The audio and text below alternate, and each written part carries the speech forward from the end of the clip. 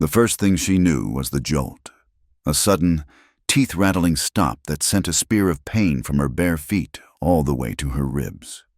Clara came awake with a gasp that was half a sob. For one blind, panicked second, she was back in that room, the one that smelled of whiskey and new pine, with a bearskin rug scratching her back. She flinched, her hand flying to her cheek. The skin was tight, hot, and throbbed with a dull, steady ache. But there was no heavy breathing in the dark, no scent of bay rum. Instead, oats.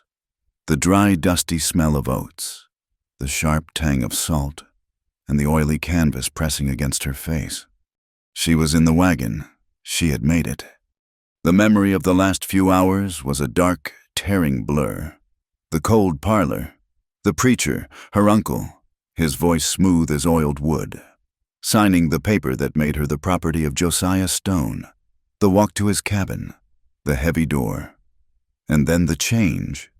The man who had seemed quiet, almost shy, at the church supper, had become a different creature. His grip on her arm, the way his eyes had gone flat and cold. The sting of his open hand was not the worst part. The worst part was the realization, the ice-cold dread that this was her life. This was the first night of thousands. So she had run, while he slept, a heavy, drunken sleep. She had slipped from the bed. She did not stop for her shoes, for her coat, for anything. She had run from the dark cabin, her thin cotton nightdress whipping at her legs, her bare feet screaming as they hit the frozen, rutted mud of the main road. She had run until her lungs were fire and her throat was raw. She had seen the freight wagon parked behind the mercantile, a dark shape against the paler dark of the sky. She hadn't thought. She had scrambled over the tailgate, burrowing under the heavy tarp, praying for a darkness deep enough to hide her. She had curled between a crate of salt and a stack of oat sacks, and the cold, or the fear, or the fever, had finally taken her. Now, the wagon was still. The world outside was quiet, except for the low nicker of a horse and the scrape of a boot on hard earth. Clara held her breath. She made herself small, a mouse in a grain bin. A man's voice, low and rough, not Josiah's. "Easy, girl, easy now." The canvas tarp was ripped back. The dawn light was a violence. It stabbed her eyes, and she cried out, shrinking from it. He was a silhouette, a tall, broad-shouldered shape against the bleeding gray of the sky. He just stood there, looking down at her. He wore a heavy sheepskin coat and a hat pulled low. He looked tired, not surprised, not angry, just bone-tired. "Get out," he said. The voice was flat. "Please," she whispered. Her voice was a dry rasp. "Please, I'm heading west. I'm looking for work. I can pay for passage." The man grunted. The sound held no belief. He could see her for what she was, barefoot, bruised, clad in a torn nightdress under the tarp. She was not a passenger. She was cargo that had stolen itself. She expected him to grab her, to drag her out, to take her to the sheriff, or worse, back to Josiah. Her uncle's influence was long. The preacher was a powerful man. Instead, the man just looked at her for another long moment. His face was all harsh lines, weathered by wind and sun. He was not a soft man. He turned and walked away. Clara's heart seized. Was he leaving her? Was he getting his gun? She tried to move, to scramble out, but her limbs were heavy, her feet numb and raw. He returned. He was carrying a tin dipper. He held it out to her. Water. She lunged for it, her hands shaking so badly she spilled half of it over her chin. The water was metallic and cold, so cold it hurt her teeth, but it was life. She drank it all, collapsing back against the oats, her eyes closed. When she opened them, he was still there, watching. "I won't have you dying in my wagon," he said, as if it were an inconvenience, like a split axle. He gestured with his head. "Barn's over there. Loft is dry. You can rest the day?" Then you move on. He did not offer a hand. He turned and walked toward a large, dark barn, disappearing inside. Clara took a shuddering breath. Rest. He had offered rest. She forced her screaming muscles to obey. She rolled over the side of the wagon, her bare feet landing in a slurry of mud and half-frozen snow. The pain was so sharp, it took her breath. She bit her lip against a scream, tasting the copper of her own blood where Josiah had struck her. She limped, half-crawled, across the 30 yards of open ground to the barn. The wind cut through her thin cotton, and she was shaking before she'd gone 10 feet. The barn was huge and dark and warm. The air was thick with the animal smell of horses, the sweetness of hay, and the sharp tang of manure. It was the safest small she had ever known. A ladder led to the loft. She climbed it, each rung an agony. She found a pile of clean straw, burrowed into it like a hunted animal, and fell into a sleep so deep it was like sinking in dark water. When she woke next, it was to the sound of that same low voice. "And you're a fool, old girl, but you're a steady one. That's more than I can say for most." Clara blinked, her eyes grainy with fever. The light in the barn was different. It was afternoon, the sun slanting and golden, dusty bars through the gaps in the planking. She was in the hayloft. She was alive. She peeked over the edge. He was there, Daniel Holt. Though she did not know his name, he was grooming a tall roan mare, his movements slow and rhythmic. "Yes, you are," he murmured to the horse, scratching its neck. "Just standing there, chewing, no thoughts of yesterday, no worries for tomorrow. Smartest thing in this valley. You are." Clara watched him. Now, in the light, she could see him clearly. He was older than she had first thought, perhaps 40. His hair was dark, shot with gray, and his face was a map of hard living. A long, pale scar cut down from his left temple, pulling the corner of his eye into a permanent, mournful squint. And his left hand, he kept it braced against the horse's flank, but it trembled. A constant, fine vibration, as if a wire were pulled too tight inside his arm. He used his right hand for the curry comb, for the heavy lifting. The left was there, but it was not entirely his. He stopped, as if sensing her. He did not look up, but his shoulders tensed. "You're awake," he said. It was not a question. "Yes, there's a bucket by the ladder. Water's clean. Thank you." He went back to brushing the horse. The scritch-scratch of the comb, the only sound. He was a man who had made a fortress of his silence. He was comfortable here, with his animals and his tools. She was an invasion. "Mister," she started, her voice weak. He stopped brushing. "Name's Daniel. Mr. Holt. I can work. I can cook. I can mend. I'm strong." He looked up then. His eyes were gray, the color of a winter river, and they held no warmth at all. He looked at her bare feet, caked in mud and blood, at her bruised face, at the thin nightdress.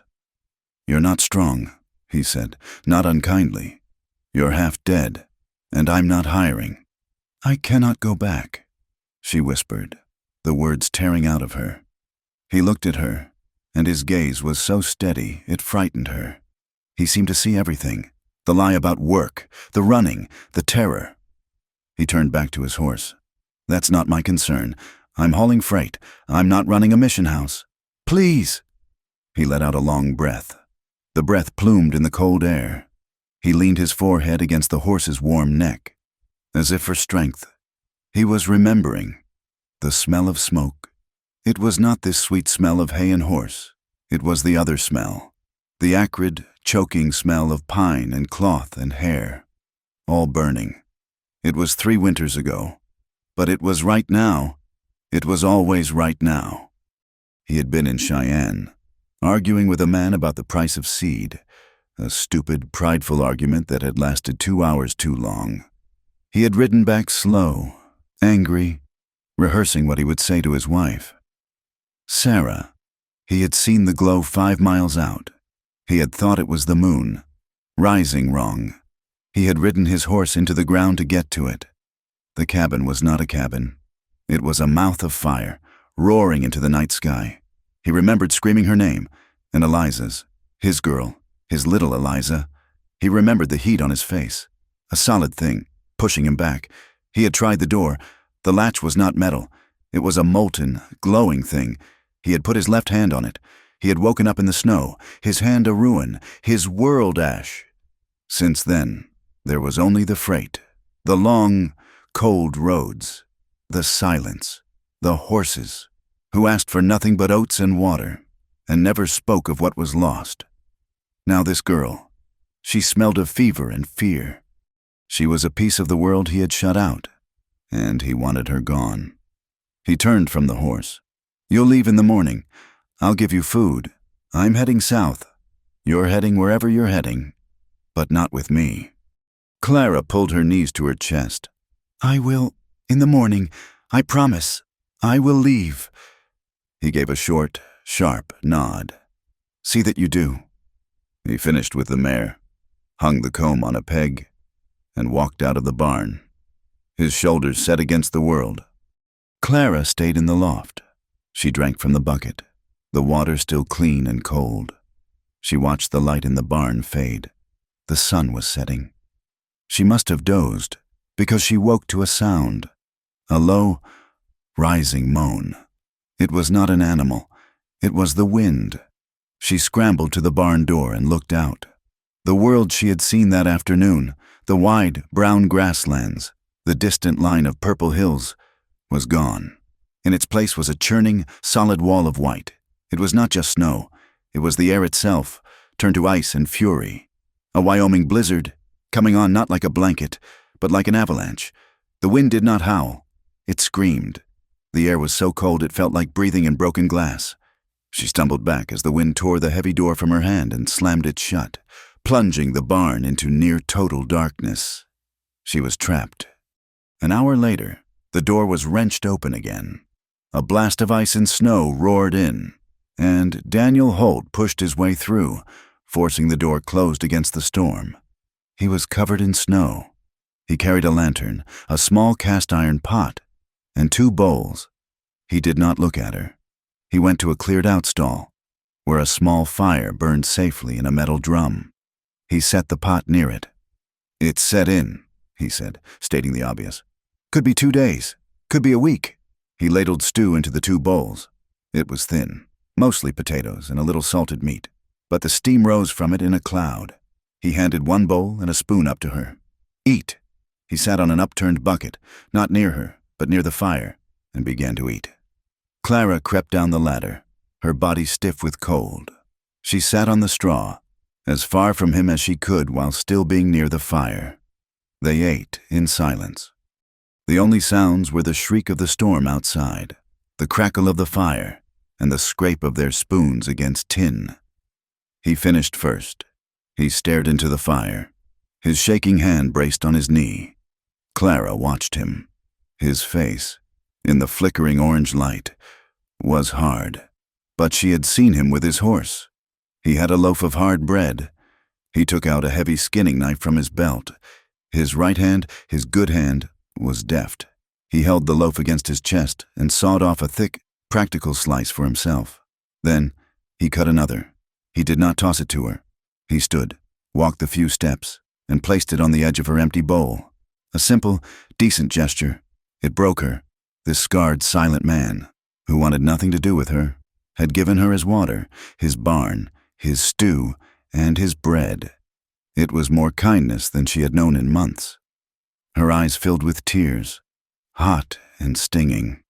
They spilled over, tracing paths through the grime on her cheeks. "Thank you," she choked out. He was halfway back to his bucket, and he froze. He looked at her. For the first time, he truly looked at her. His gray eyes landed on her face, and she saw her own reflection in them. The bruised cheek, the raw feet, the terror. He saw it all. His face tightened. He looked away, fast, as if she were the fire, as if he had been burned. "The storm's settling," he said, his voice rougher than before. "Keep the fire drum fed. Not too high, just enough." He grabbed his empty bowl, strode to the door, and wrestled it open. The storm clawed at him. A living white creature. Then he was gone, back to his cabin, and the door slammed shut, leaving her in the howling dark. The night was endless. The barn was a wooden ship in a roaring, frozen sea. The wind found every crack, sending knives of cold into the straw. Clara huddled by the fire drum, wrapped in the horse blanket Daniel had left. But the cold was not the real enemy. It was the dark. When she closed her eyes, she was not in the barn. She was back in Josiah's cabin. The smell of his skin, the weight of his body, the sound the heavy clock made on the mantel. Tick-tock, tick-tock, as he had pressed her down, the ringing in her ear where his hand had connected. "No," she whimpered, bolting upright. She was in the straw. The roan mare shifted in her stall, nickering softly. Clara was shaking, not from cold, from memory. "I cannot sleep," she whispered to the horse. "I am afraid to sleep." The barn door opened again. Clara screamed, scrambling back. It was Daniel. He was just a shape, caked in snow, holding a lantern. "The animals," he said, his voice clipped. He hadn't come for her. He had come to check on his horses. He moved past her, his boots heavy on the packed earth. He went to the roan, checked her water, murmured something low and soothing. He did the same for the two big draft horses in the next stalls. He was a man tending his world. He was about to leave. His hand was on the door bar. "I'm afraid to sleep," Clara said again, her voice small, but clear in the momentary lull of the wind. He stopped. His back was to her. He stood there for a full minute, a dark, unmoving shape. She felt a flush of shame. He was a stranger. Her fears were not his. He turned, slowly. He walked back, not to her, but to a stack of gear near the stalls. He picked up a thick, heavy wool blanket. It was worn, and it smelled of horse and leather and cold air. He walked to the ladder of the loft. He did not climb it. He just held the blanket out. Clara crept to the edge, her hand trembling as she reached down to take it. Their fingers did not touch. "He won't find you in this storm," Daniel said. His voice was low, and it carried. He didn't ask who he was. He didn't ask what had happened. He just stated a fact. He knew. He turned and, without another word, left the barn, pulling the door tight against the white, screaming world. Clara wrapped herself in the blanket. The fear did not leave, but it felt, for a moment, as if it were on the other side of a very thick, very strong door. She did not sleep, but she rested. 2 days passed. The world remained white. The wind never stopped. It was a prison of sound and ice. Daniel came and went. He brought stew. He brought bread. They did not speak. The silence in the barn was as thick as the snow outside. On the third morning, the cold found its way past her defenses. It started as a tickle in her throat, a remnant of the night she had run. By noon, it was a dry hacking cough that rattled her ribs. By dusk, she was on fire. The fever came back with a vengeance. She was not in the barn. She was in the river, drowning. No, she was in the church, and her uncle was preaching, his voice a drone, but his eyes were on her. Then she was in the dark, and Josiah was reaching for her. "No, please, uncle, no, do not make me. I will be good. Please, no." She was muttering, twisting in the straw, her body aching. Daniel found her like that when he brought the evening meal. The stew pot hung forgotten from his hand. He saw her, not huddled by the fire, but curled deep in the straw, her teeth chattering, her skin slick with sweat. "Ma'am," he stepped closer. Her eyes were open, but they were too bright, and they saw nothing. "Damn," he whispered. He reached out, his scarred, trembling hand, and pressed it to her forehead. His hand was cold from the outside, but she was a furnace. He flinched back, not from her, but from the heat. He looked around the barn, as if the answer was written on the stalls. The fire in the drum was not enough. The barn was as cold as a grave. She would be dead by morning. This woman, this piece of trouble, would die in his hayloft. He cursed again, a low, bitter sound. He had seen enough death. "All right," he said, to himself, to the storm, to the ghosts. All right. He set the pot down and moved to her, reluctantly, his movements stiff. He slid one arm under her back and the other under her knees. She was light, lighter than a sack of feed, and she was warm. As he lifted her, she murmured, her head falling against his chest. She was soft and sick, and she fit against him. The feeling was a pain sharper than his burned hand. It was a ghost. It was Sarah, sick with the lung fever their first winter. It was Eliza, asleep in his arms. He gritted his teeth, his whole body rigid. He turned and kicked the barn door open. The storm met him like a physical blow. The 50 feet to his cabin were a white hell. The wind tore at her thin nightdress, trying to rip her from his grasp. He bowed his head, holding her tight, and moved through the drift, his own breath ragged. He kicked his cabin door open, stumbled inside, and kicked it shut. The silence, the warmth. The cabin was one room. A bed in the corner, a pot-bellied stove, a table, 2 chairs. It was clean and sparse and empty.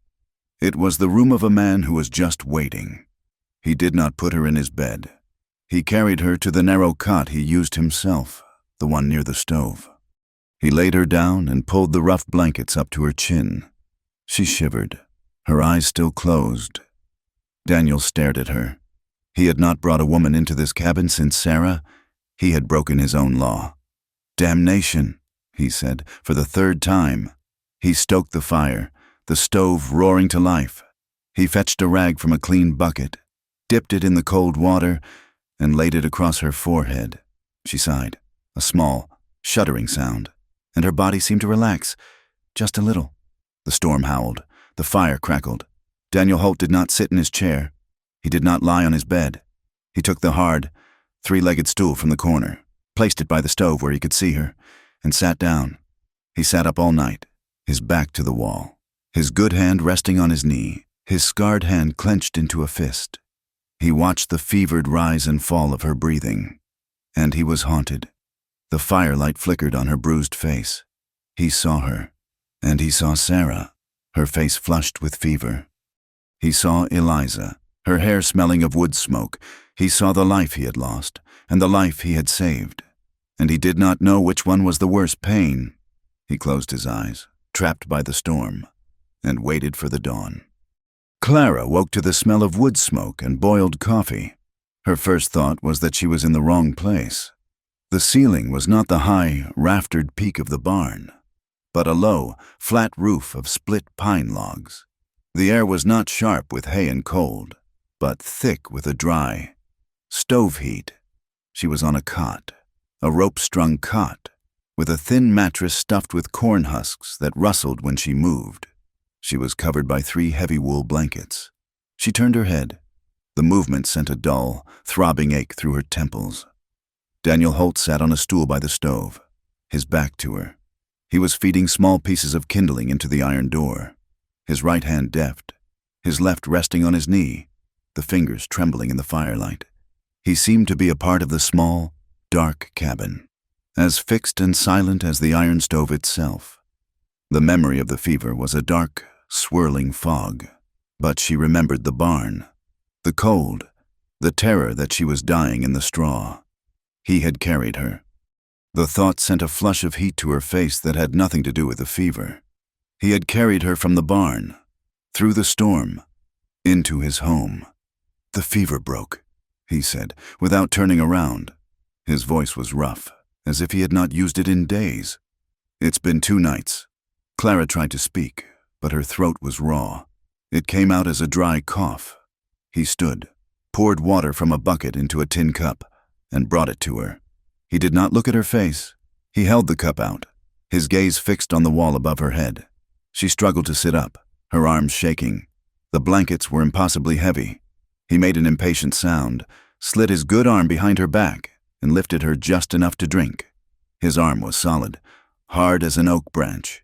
He smelled of pine, and cold air, and smoke. He did not coddle. He held her, let her drink, and laid her back down, all in one efficient, impersonal motion. "There is broth," he said, nodding to a pot on the stove. "You should eat." He ladled some into a bowl and brought it over. He did not offer to feed her. He set it on a small crate beside the cot, along with a spoon. "Thank you," she rasped. He just grunted and went back to his stool, his back a solid wall. Clara ate. The broth was thin, salted, but it was the best thing she had ever tasted. It was life. With each spoonful, she felt a little more of her own self-return, pushing back the edges of the fever dream. She looked around the cabin. It was one room, spare and clean. A large bed, neatly made, was in the far corner. A table with 2 chairs, a dry sink. Pegs on the wall held his sheepskin coat and his hat. There was nothing else. No pictures, no curtains, no small touches. It was not a home. It was a shelter. It was the den of an animal that had survived something terrible and now just wanted to be left alone. She had invaded it. She and the storm. The wind still howled, a low, constant moan against the single window, which was packed with snow to the sill. She slept again. When she woke, the light was gray. Daniel was gone. The fire was banked. The stew pot was on the stove, still warm. A bucket of fresh water sat by the door. She swung her legs over the side of the cot. A wave of dizziness made the cabin tilt, but it passed. She stood, her bare feet hitting the cold, plank floor. Her nightdress was stiff with dried sweat and straw. She felt unclean. On the floor, at the foot of her cot, was a trunk, a small pine trunk, dark with age, with leather straps and a simple brass latch. It had not been there before. She knelt, her fingers tracing the dust on the lid. She knew, with a certainty that made her heart ache, whose it was. She lifted the latch. The hinges creaked. The smell of cedar and dried lavender rose up to meet her. It was full of clothes, a woman's clothes, simple calico dresses, neatly folded, wool stockings, 2 white chemises, a hairbrush with a silver handle, tarnished with gray. This was his wife's trunk. This was Sarah. Clara touched the sleeve of a blue dress. The fabric was soft, worn from washing. Daniel had gone into the barn, or the loft, or wherever he kept this last piece of his past, and brought it to her. The thought of this silent, wounded man, lifting these clothes, was more intimate than if he had touched her. She swallowed back a thick knot of tears. She would not cry. She had been given a gift, and she would honor it. She took a blue calico dress, a chemise, and a pair of stockings. She went to the dry sink, poured water into the basin, and washed. The cold water was a shock, but it was good. It washed away the fever, the flight, the smell of Josiah Stone. She dressed quickly. The clothes were a little short in the waist, a little tight in the bosom, but they were whole and clean and decent. She felt, for the first time in many days, like a person. She found the silver-backed brush. Her own hair was a tangled, matted mess. She sat on the cot and began to pull the brush through, wincing as it caught. She worked slowly, patiently, until the knots were gone and her dark hair fell smooth over her shoulders. When Daniel returned, he stopped just inside the door, the snow swirling in around his boots. He was carrying an armload of firewood. He saw her. She was sitting on the cot, wearing his wife's dress, brushing her hair with his wife's brush. His face went pale. The scar on his temple seemed to darken. He looked as if she had struck him. Clara froze, the brush halfway to her head. You left the trunk," she whispered. He did not speak. He crossed the room, dropped the wood into the box by the stove with a crash that made her jump. He stood there, his back to her, his good hand gripping the edge of the stove so hard his knuckles were white. His left hand shook, a violent, rattling tremor. "Mr. Holt," she said, her voice small. "Do not," he said, his voice a low growl. "Just do not." He grabbed his coat from the peg, the one he had just taken off, and stormed back out into the blizzard, slamming the door so hard the tin cup rattled. Clara was left alone in the warm, quiet cabin, dressed as a ghost. She put the silver brush down, folded her hands, and waited. He did not come back for hours. When he did, The storm had lessened, and the light outside was fading. He came in quietly, without looking at her, and began to prepare a meal. He sliced salt pork into a skillet. The smell filled the cabin, and Clara realized she was ravenously hungry. They ate at the small table, in a silence that was heavier than the snow. She had to break it. She could not live like this silence, this haunting. Mr. Holt, Daniel, I am sorry. For the dress. I can take it off. I can go back to the barn. The storm is less. He looked up from his plate. His gray eyes were tired. The anger was gone, burned out, leaving just the familiar, cold ash. The storm is not less, he said. And you will stay. You are not well. I will not have a death on my hands. The dresses, she said, her voice barely a whisper. She was your wife. He nodded once, a curt, sharp movement. She was beautiful, Clara said, though she did not know. He looked at his plate. She is gone. The clothes are just clothes. They are better on you than on a memory. He was speaking to himself, not to her. And you were you. She did not know how to ask. Were you alone, just the two of you? His face closed. The shutters came down, fast and loud. That is not your concern, he said. He stood, took his plate to the sink, and turned back. You sleep. I will take the barn. The hay is dry. No, please, she said, standing too. This is your home. I am the guest. I will go to the barn, or I will sleep on the floor, by the fire. He looked at her, this strange, bruised woman wearing his dead wife's dress, and his will broke. He was too tired to fight, too tired to go back into the cold. Fine, he said. He pointed to the cot. You take the cot, I will take the bed. He meant his own large bed, the one in the corner. He walked to it, pulled off his boots, and lay down on top of the blankets, his clothes still on, his back to her. Within minutes, she could hear the slow, deep breathing of a man who had not truly slept in nights. Clara sat by the fire, her heart a confusion of gratitude and sorrow. She had driven him from his own routine, his own small comforts. The next morning, he was up before her, boiling coffee. He was polite, cold, distant. He went out to tend the animals. When he came back, he placed something on the table beside her. He did not say a word. He just set it down and went to the stove. It was a small, carved thing. A doll. No, a small bear. It was whittled from a single piece of pine. The details simple, but loving. Its ears were worn smooth, the wood dark with handling. It was a child's toy. Clara looked at it.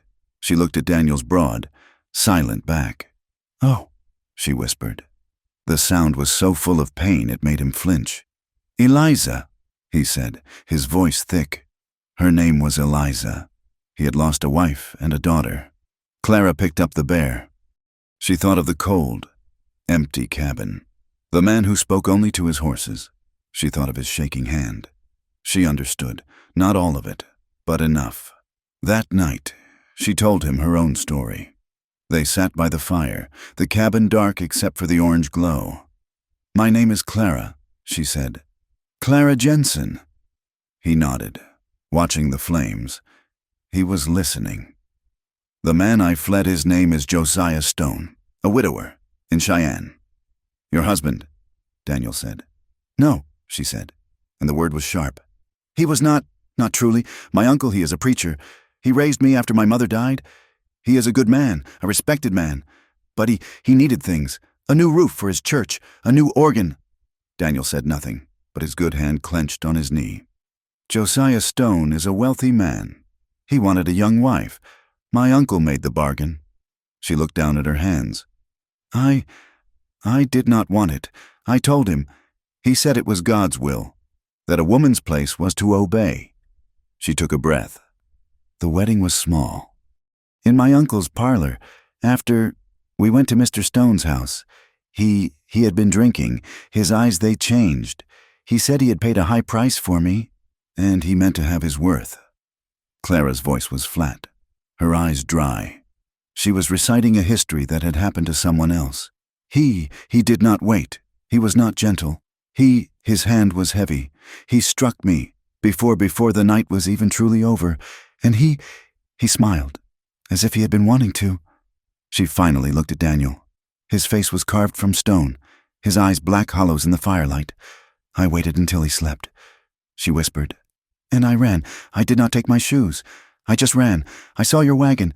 I am so sorry I brought this trouble to you. But I could not stay for the morning. I would not have survived a week. Daniel was silent for a full minute. The only sound was the fire. You are safe here, he said, and his voice was different, deeper. For now. He stood. He walked to the window, scraping a small patch of ice from the pane with his thumbnail, and looked out into the white, howling dark. He will not find you here, he said. Not while this snow holds. Rest, Clara. You are safe. The word Clara. It was the first time he had used her name. It sounded strange and solid. She felt, for the first time, that she might not blow away. The storm broke 2 days later. It did not melt. It simply stopped. The wind died, and the silence that fell over the world was as vast and heavy as the snow itself. The snow was 8 feet deep in the drifts, 3 feet on the flat. They were buried. But with the silence came the sun. It was a pale, winter sun, but it was bright, and it turned the world into a landscape of blinding, painful beauty. And with the sun, life had to resume. The cabin was too small for 2 people who were not husband and wife. The silence, which had been a shared defense against the storm, now became awkward. Daniel took to the barn. He spent his days with his horses, digging paths, mending gear that did not need mending. Clara took over the cabin. It was a careful negotiation, done without words. She swept the floor. She washed the few dishes. She cooked. She found his small store of flour and salt and dried beans. She made bread. It was dense and hard, but it was bread. He came in that night, smelling of horse and cold, and stopped. The cabin was warm, and it smelled of baked bread. He looked at the loaf on the table. Clara watched him, her hands twisted in the apron she had found in the trunk. I hope it is all right. I used the flour. He sat. He cut a piece. He chewed it, his face giving nothing away. He nodded. It's bread. She let out a breath she had not known she was holding. A routine began. He would rise in the dark, start the coffee, and go to the barn. She would rise, dress in one of Sarah's dresses, and start the day's work. She would boil beans or make a stew. She mended his shirts. Her stitching was small and neat. He began to stay in the cabin longer. One afternoon, she went to the barn, seeking fresh air. The roan mare, the one he spoke to, stuck her head over the stall and nuzzled Clara's hand. "Hello, girl," Clara whispered, stroking the horse's soft nose. Daniel was in the next stall, currying one of the big draft horses. He stopped, watching her. The mare was shy. She did not take to strangers. "She likes you," he said. "She is beautiful." Clara said, "Her name is Daisy." They stood in the quiet warmth of the barn, a woman and a man and a horse. It was almost normal. She began to hum. She had not even realized it. It was a small, tuneless sound, a melody her mother used to sing. Daniel stopped working. He just listened. The sound of a woman humming in the quiet. It was a sound he thought had been scoured from the earth. He did not smile, not yet. But the hard, frozen ground of his grief shifted. A small crack had appeared. A week later, a man on snowshoes passed through. He was a trapper named Jedediah, his face a mass of grizzled beard, his eyes sharp and bright. He was the first human being either of them had seen in almost 2 weeks. Daniel met him on the porch, his hand on his belt. But the man was friendly and starved for talk. Daniel, to Clara's surprise, invited him in for coffee. "A hell of a storm." "Halt," the trapper said, warming his hands by the stove. Clara stayed in the corner, mending, her head down. "Was holed up in a draw for 8 days. Thought I was a gone man. Snow's still too deep to move a wagon, but a man can walk. News from Cheyenne is thin, 'cept for one strange bit. Daniel poured the coffee, his back to the man. Oh? Aye. Preacher down there, man named Jensen. His niece went missing. Ran off on her wedding night. If you can believe it. Just vanished. Clara's needle stopped. Her blood went cold. The groom, some rich fellow named Stone, is howling. But the preacher, he is the one offering the coin. $50. Says his niece is bewildered and not in her right mind. Wants her brought back. Safely, of course, to her husband's care. Jedediah sipped his coffee. $50. That's a powerful lot of money for a runaway bride. A man could buy a lot of gear for that. I'm heading north, but if I was heading south... He shrugged. Daniel was still. Sounds like woman trouble, he said, his voice flat. Glad I'm shut of it. Ain't that the truth? The trapper laughed. He finished his coffee, thanked Daniel, and was gone. A dark shape moving against the endless white. Daniel shut the door. He bolted it. He turned to Clara.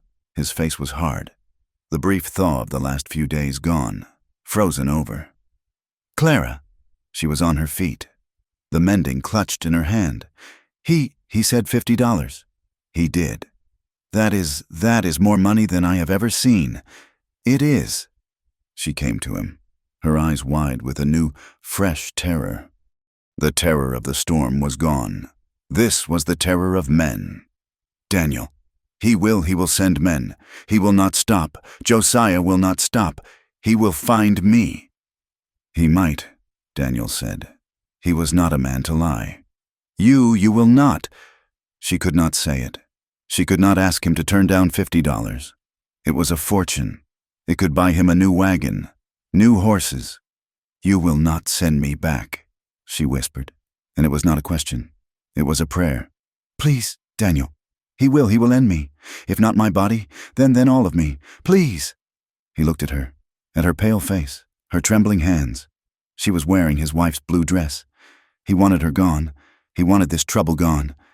He wanted his silence back, but he looked at her, and he did not see a $50 bounty. He saw a woman who had been struck. He saw a child's toy, worn smooth. He saw the fire. He did not say yes. He did not say no. The trapper is heading north, he said, his voice rough. By the time he circles back, the bounty might be 100. Your uncle will know you did not go east. He will know you came west. They will search the freight roads. He was not comforting her. He was giving her the hard, cold facts. She sagged, as if he had struck her himself. He had not said no. That night, the cabin was a tinderbox. The air was so thick with fear and unspoken words that Clara felt she could not breathe. They ate the bean stew in a silence that screamed, "After..." He sat on his stool, cleaning a piece of harness. She sat on the floor, near the fire, her knees drawn to her chest. She was watching him. Daniel, he stopped his work, but did not look up. Thank you. For what? The stew. It was thin. No, for not calling that trapper back, for the broth, for my life. He set the harness down. He looked at her. The firelight played on her face, softening the bruise that had faded to a yellow blue, softening the fear in her eyes. A man does what he has to. He said, "No," she said, her voice quiet, but fierce. "A man like Josiah Stone does what he wants. A man like my uncle does what he thinks is right, even if it is cruel. You did what was kind." She put her hand out, not to him, but just resting it on the floor near his boot. He stared at her hand. It was clean, the nails short, the skin chapped from the lye soap. His own right hand, the good one, moved. It was slow, as if moving against a strong current. He laid it over hers, on the floor. His hand was huge, calloused, and warm. It covered hers completely. It was not a caress. It was a shelter. Clara let out a breath she had been holding for 23 years. This man, this broken, silent man. She felt a wave of not love. It was not love. It was simpler. It was trust. It was exhaustion. She leaned, just slightly, resting her head against his knee, a small, weary gesture. She closed her eyes, just for a second. to feel safe. His entire body went rigid. He flinched as if she had set a hot brand to his skin. He stood up so fast his stool scraped back, falling over with a clatter. Clara scrambled back, her hand flying to her mouth. "I'm sorry. He was standing by the door, his back to her, his shoulders shaking. His left hand was clenched at his side, trembling so hard she could see it from across the room. I ain't ready," he choked out. The words were torn from him, ripped raw from his throat. He looked at her, his eyes wild with a pain that had nothing to do with her. He was looking at her, but he was seeing a ghost. I cannot." He grabbed his coat, tore the door open, and fled into the cold, moonlit night, slamming the door shut. Clara was left alone. The cabin was warm. The fire crackled. She pulled her hand back, the one he had covered. She wrapped her arms around herself, but she was ice cold. Quiet tears began to trace paths down her cheeks. She was not crying for Josiah, or her uncle, or the bounty. She was crying because, for one brief, impossible second, she had leaned on someone, and he had pulled away. She was, as she had always been, truly and completely alone. The morning after he had fled the cabin, the silence was a cold, sharp thing, more brittle than the ice. Daniel had returned before dawn, his face gray and stiff. He did not look at her. He stoked the fire, made his coffee, and went out to the barn, his shoulders a wall of rejection. Clara was left alone. The shame from the night before was a physical ache. She had leaned on him, a simple, human gesture, and he had recoiled as if she were a snake. She had breached the careful, silent peace they had built, and he had run. She wrapped her arms around herself, dressed in Sarah's blue calico. The cabin, her sanctuary, now felt like a cage. She was his prisoner, his burden. She had no right to his comfort. She had no right to anything. She stayed in the cabin for 2 days, moving only to cook, to clean, to feed the fire. They ate at the small table, not speaking, not looking at each other. The scrape of a tin spoon on a wooden bowl was loud as a gunshot. Then, on the 3rd morning, something changed. Clara woke not to the shriek of the wind, but to a new sound. Drip, drip, drip. It was the sound of the world unfreezing. She went to the small, icy window and scraped a clear patch. The sun was out, and it was not the pale, indifferent sun of the deep winter. It was a bright, watery yellow, and it had power. The snow, which had seemed as permanent as the mountains, was weeping. Water ran in small rivulets from the cabin eaves. A chinook. A warm wind had come over the mountains.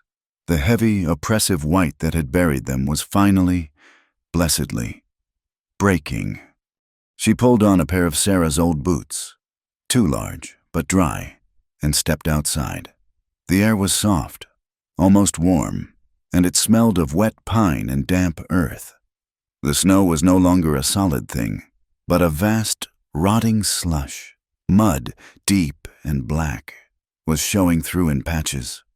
She looked across the clearing. The barn door was open. She saw Daniel inside, pitching spoiled hay from a stall. He did not look up. She walked, her feet sinking in the mud, and leaned against the fence of the small corral. The roan mare, Daisy, trotted over, her ears forward, and nudged Clara's hand, looking for a treat. A small, sharp-tailed bird, a magpie, landed on the top rail, chattering and bold. Daisy tossed her head, annoyed, and snorted at the bird, which flapped lazily to the barn roof. A sound bubbled up in Clara's chest. It was small and rusty. A laugh. It was the first time she had laughed since she could not remember. It felt strange. It felt good. She spent the morning outside, just breathing. She felt the sun on her face, and it was like a benediction. She was alive. The storm was over. Josiah Stone and his bounty felt 1,000 miles away. This small patch of mud and snow was, for this one morning, the entire world. She found the silver-backed brush from Sarah's trunk and sat on the porch step, in the full, warm light of the sun. She unbraided her hair, letting the dark mass of it fall over her shoulders. She began to brush, slowly, working through the tangles, one by one. The rhythmic pull of the bristles was soothing. It was a small act of self-possession. She was not a runaway. She was not a victim. She was Clara Jensen, and she was brushing her hair in the sun. Daniel saw her. He was in the shadow of the barn, his hands on the worn wood of a shovel handle, and he was watching her. He had been watching her for almost an hour. He had seen her walk out, her step unsure. He had seen her talk to the mare. He had heard her laugh, and the sound had hit him in the chest like a physical blow. It was the sound of life, a sound he had banished from his world, and it was as terrifying as it was beautiful. Now she sat on his porch, in his wife's dress, brushing her hair in his sun. The light caught the red highlights in it, and her neck, as she bent her head, was pale and vulnerable. He felt the familiar knot tighten in his gut, the grief, the anger, but this time there was something else, a dull, heavy throb of want. It was a feeling he thought had died in the fire, a feeling he had buried with his wife and child. He had no right to it. He was a ghost. He was a man who had burned his own life to the ground. He turned away. His good hand clenched and went back into the dark of the barn, where he was safe. The next day, the thaw continued. The world was a mess of mud and melting snow. The cabin was close, and Clara found herself drawn back to the barn. It was quiet. It smelled of hay and horses. It was where she had first found safety. Daniel was gone, riding the perimeter of his land to check for breaks in the fencing. She was alone. She had swept the cabin, mended Daniel's last torn shirt. There was nothing left to do. She wandered into the center of the barn, where a single, thick shaft of sunlight cut through the dimness, illuminating 1 billion swirling dust motes. She took off the heavy, ill-fitting boots and set them aside. The packed earth and straw of the barn floor were cool and soft under her bare feet. It felt good. She remembered. Suddenly, a barn dance she had attended with her mother, years ago, before she had been sent to her uncle. The sound of a fiddle, the smell of sweat and cider, the feeling of being spun around. She hummed the small tune she had hummed before. She lifted her arms, stretching, feeling the pull in her muscles. She took a step, then another. She turned, a slow, simple circle, her bare feet whispering in the straw. It was not a dance. It was just movement. It was the feeling of a body that was young and healing, and, for one brief, stolen moment, free.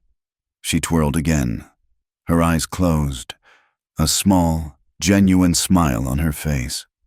Daniel re-entered the barn so quietly she did not hear him. He had finished his ride and had come to rub down his horse. He stepped through the side door and froze.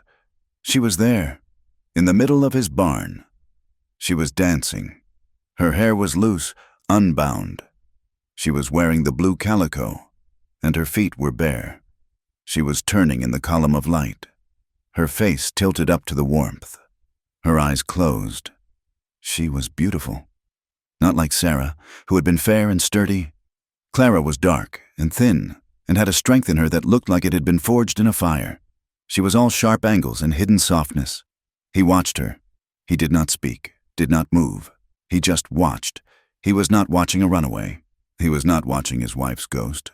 He was watching Clara. He watched her for a long time, longer than he had any right to. He watched until his breath grew shallow and the throb in his chest became a heavy, painful ache. He had not looked at a woman like this in 3 years. He had forgotten how. She spun one last time and opened her eyes, and saw him. She gasped, her hands flying to her mouth, her face flooding with a deep, painful crimson. She thought he would be angry. She thought he would yell at her for being idle, for being a fool. But he was not angry. He was just looking. His face was raw. His gray eyes were fixed on her, and in them she saw a vortex of hunger and grief, and a loneliness so profound it stole her breath. He did not move. He just stared, as if he were a man dying of thirst and she was water. He had fled her touch. He had fled her small gesture of comfort. But he did not flee this. He was rooted to the spot, trapped by his own need. The silence stretched. She saw the tremor in his left hand, the one that always shook. She saw the scar on his temple, the pain in his eyes. Her shame evaporated. All she felt was a sudden, dizzying pull toward him. He would never cross the space between them.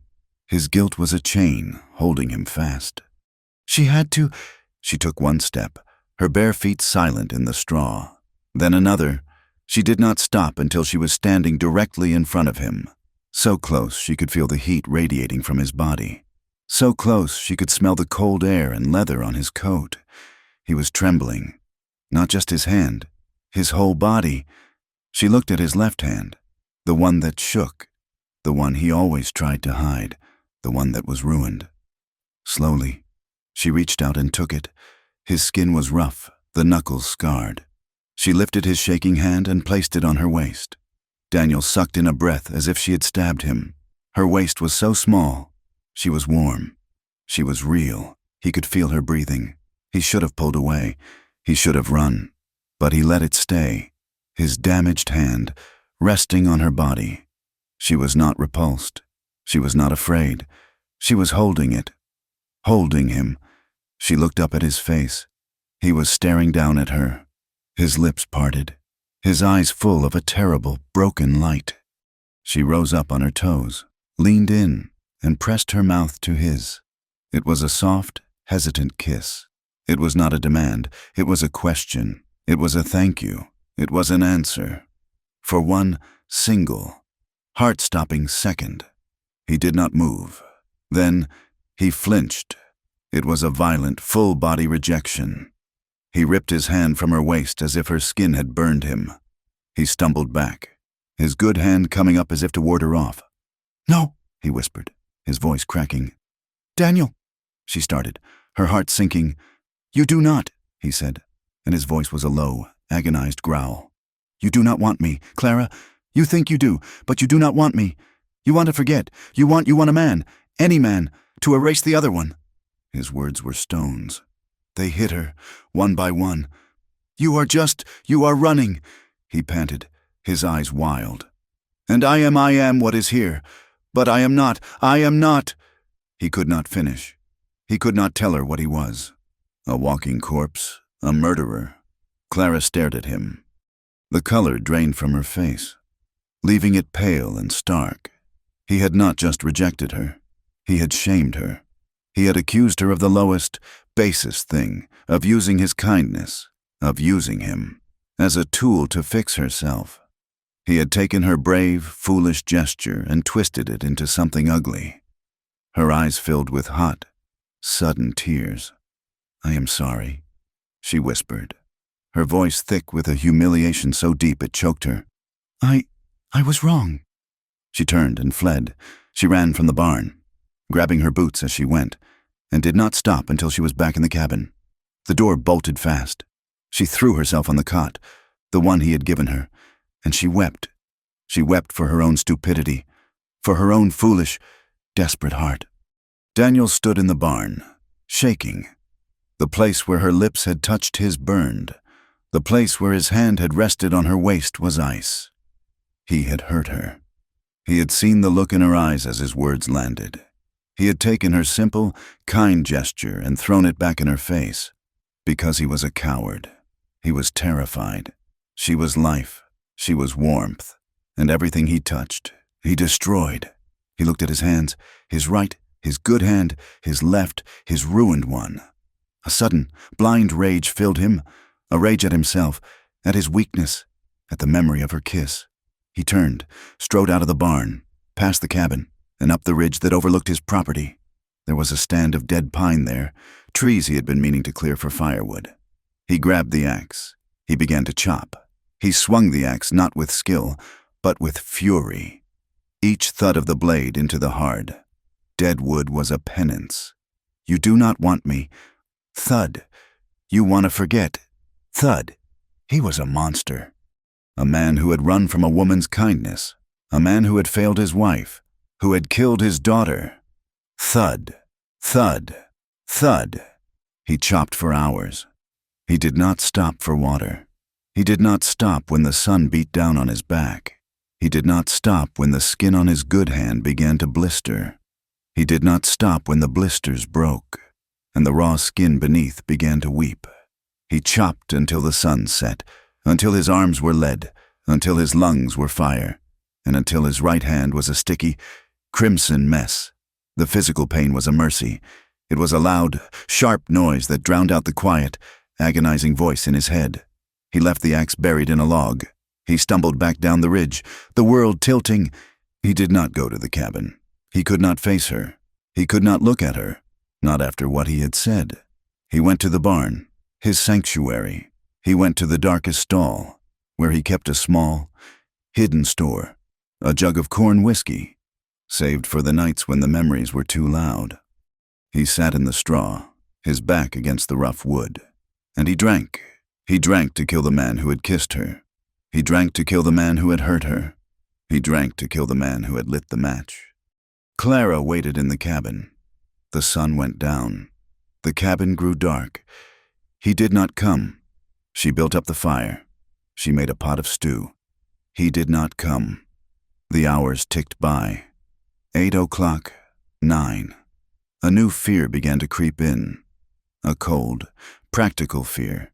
He had been chopping on the ridge. What if he had slipped? What if the axe? What if he had left? What if he had ridden away, abandoning her to the bounty, to the trappers, to her fate? She could not bear it. The not knowing. She lit the lantern. She pulled her shawl tight, unbolted the door, and stepped out into the cold night air. Daniel? The world was silent, bathed in a pale, high moonlight. She walked to the woodpile. He was not there. She walked toward the ridge, but stopped. She did not know the land, the barn. He would be in the barn. She walked to the heavy doors and pulled one open. The smell of horse and hay and something else. The sharp, sour tang of whiskey. Daniel? A sound, a low groan. From the hayloft. She climbed the ladder, her hand shaking, holding the lantern high. He was there. He was slumped in the straw, his back against a post. The empty jug lay on its side near his boot. He was drunk, utterly, miserably drunk. Daniel, she said, her voice soft. He lifted his head. His eyes were red-rimmed, unfocused. He stared at her, trying to make sense of the light, of her face. Clara, he muttered. His voice was a broken, gravelly thing. Clara, I'm sorry. He was not just drunk. He was in agony. She came closer, and she saw his hand, his right hand, his good hand, was resting in the straw. It was covered in blood. The handle of the jug was smeared with it. My God, she whispered. She set the lantern down and knelt beside him. You are hurt. She reached for his hand. He flinched, trying to pull it away. No, it's fine, is what I... She took his hand gently. The skin was torn away, the flesh beneath raw and bleeding, full of dirt and splinters. You did this, she whispered. Because of me. Because I... No, he said, his voice thick with drunkenness and grief. Not you, is me, is always me. She did not know what to do. She could not leave him like this. She sat. She did not go for water. She did not go for rags. Not yet. She just sat beside him in the straw. She did not touch him. She just sat, bearing witness. He stared at his ruined hand, and a long, shuddering sob tore through his body. I killed them, Clara, he whispered, the words slurring. No, Daniel, it was a fire. It was an accident, she said, her voice soothing. No. He shook his head, tears carving paths through the grime on his cheeks. No, it's my fault, my fault. I lit the match. Clara froze. What? The thieves, he choked out. They were in the barn, taking the horses. I was so angry. My horses, I just wanted to scare 'em, just scare 'em off. He was sobbing now, a deep, racking sound that came from the center of the earth.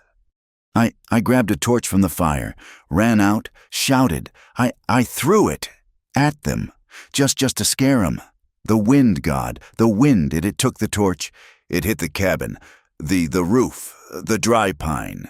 He buried his face in his good arm. "It went up. It went up so fast. Sarah, she screamed. And Eliza, oh, God, Eliza!" He was shaking violently, his whole body consumed by the 3-year-old memory. I tried to get in. The door, my hand." He looked at his scarred left hand. I killed them. I killed my family. I lit the match." He had confessed, his darkest, most terrible secret. He had emptied himself out, and now he was just a shaking, weeping, broken man in a pile of straw. He expected her to run. He expected her to scream, to call him a monster. Clara looked at his bent head, at his shaking shoulders. Her own shame, her own pain. It all evaporated. This was a grief beyond anything she had ever known. She moved closer. She put her arm around his shoulders and pulled his head against her chest. She held him. She held this large, broken man as if he were a child.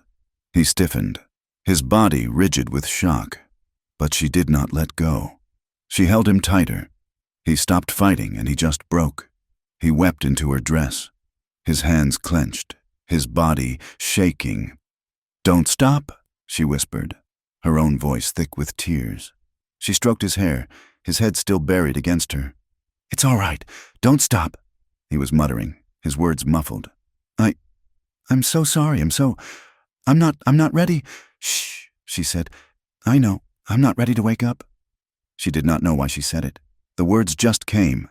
She was not ready to wake up from this moment, this terrible, honest, real moment. She would rather be here, in this barn, holding this broken man, than be anywhere else in the world. This was truth.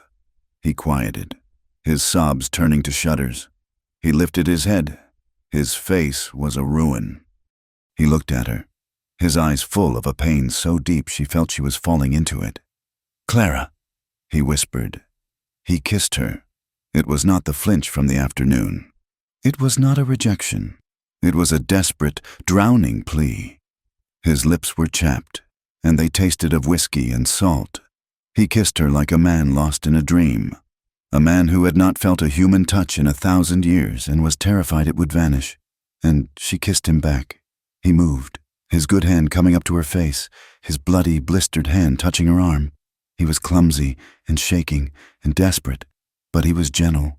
She lay back in the straw, and she pulled him with her.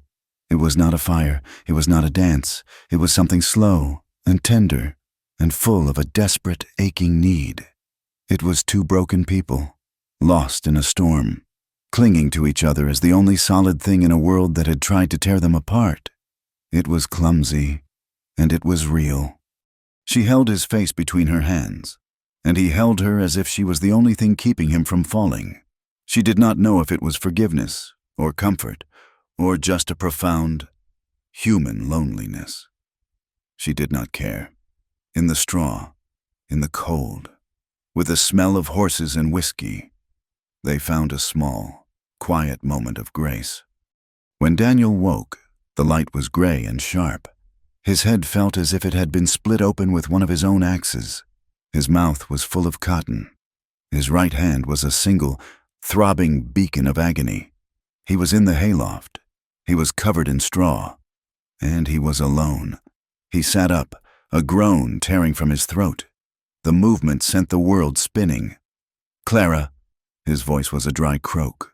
The barn was silent, except for the soft nickering of the horses below. The memory of the night before came rushing back. The whiskey, the confession, his hands. Oh, God, her. He scrambled to his feet, straw clinging to his shirt. He looked around.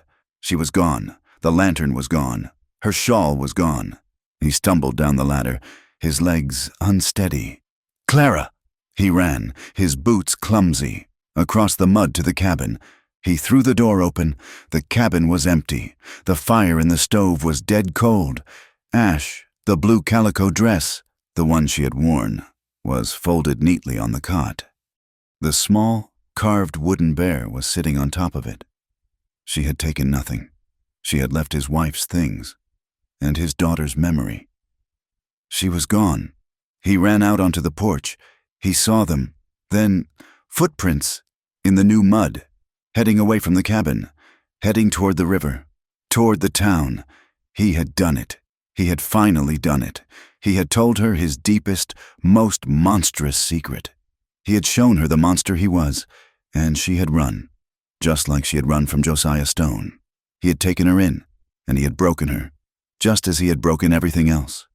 He stood on the porch, his body aching, his blistered hand dripping blood onto the wet wood.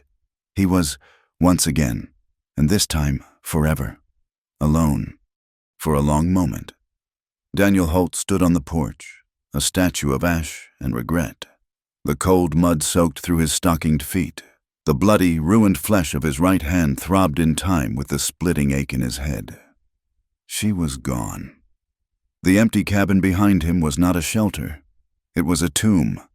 The dead, cold stove, the neatly folded dress, the small, carved bear sitting on top it was an ending, a final, quiet judgment. He had confessed his deepest sin. He had told her he was a monster, a man who had burned his own family alive. And she, a woman who had only known cruelty from men, had finally seen the truth of him.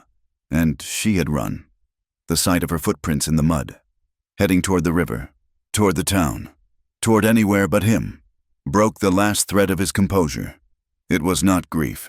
It was a raw, animal panic. He ran, stumbling, back into the cabin. He ignored the pain as he jammed his feet into his boots.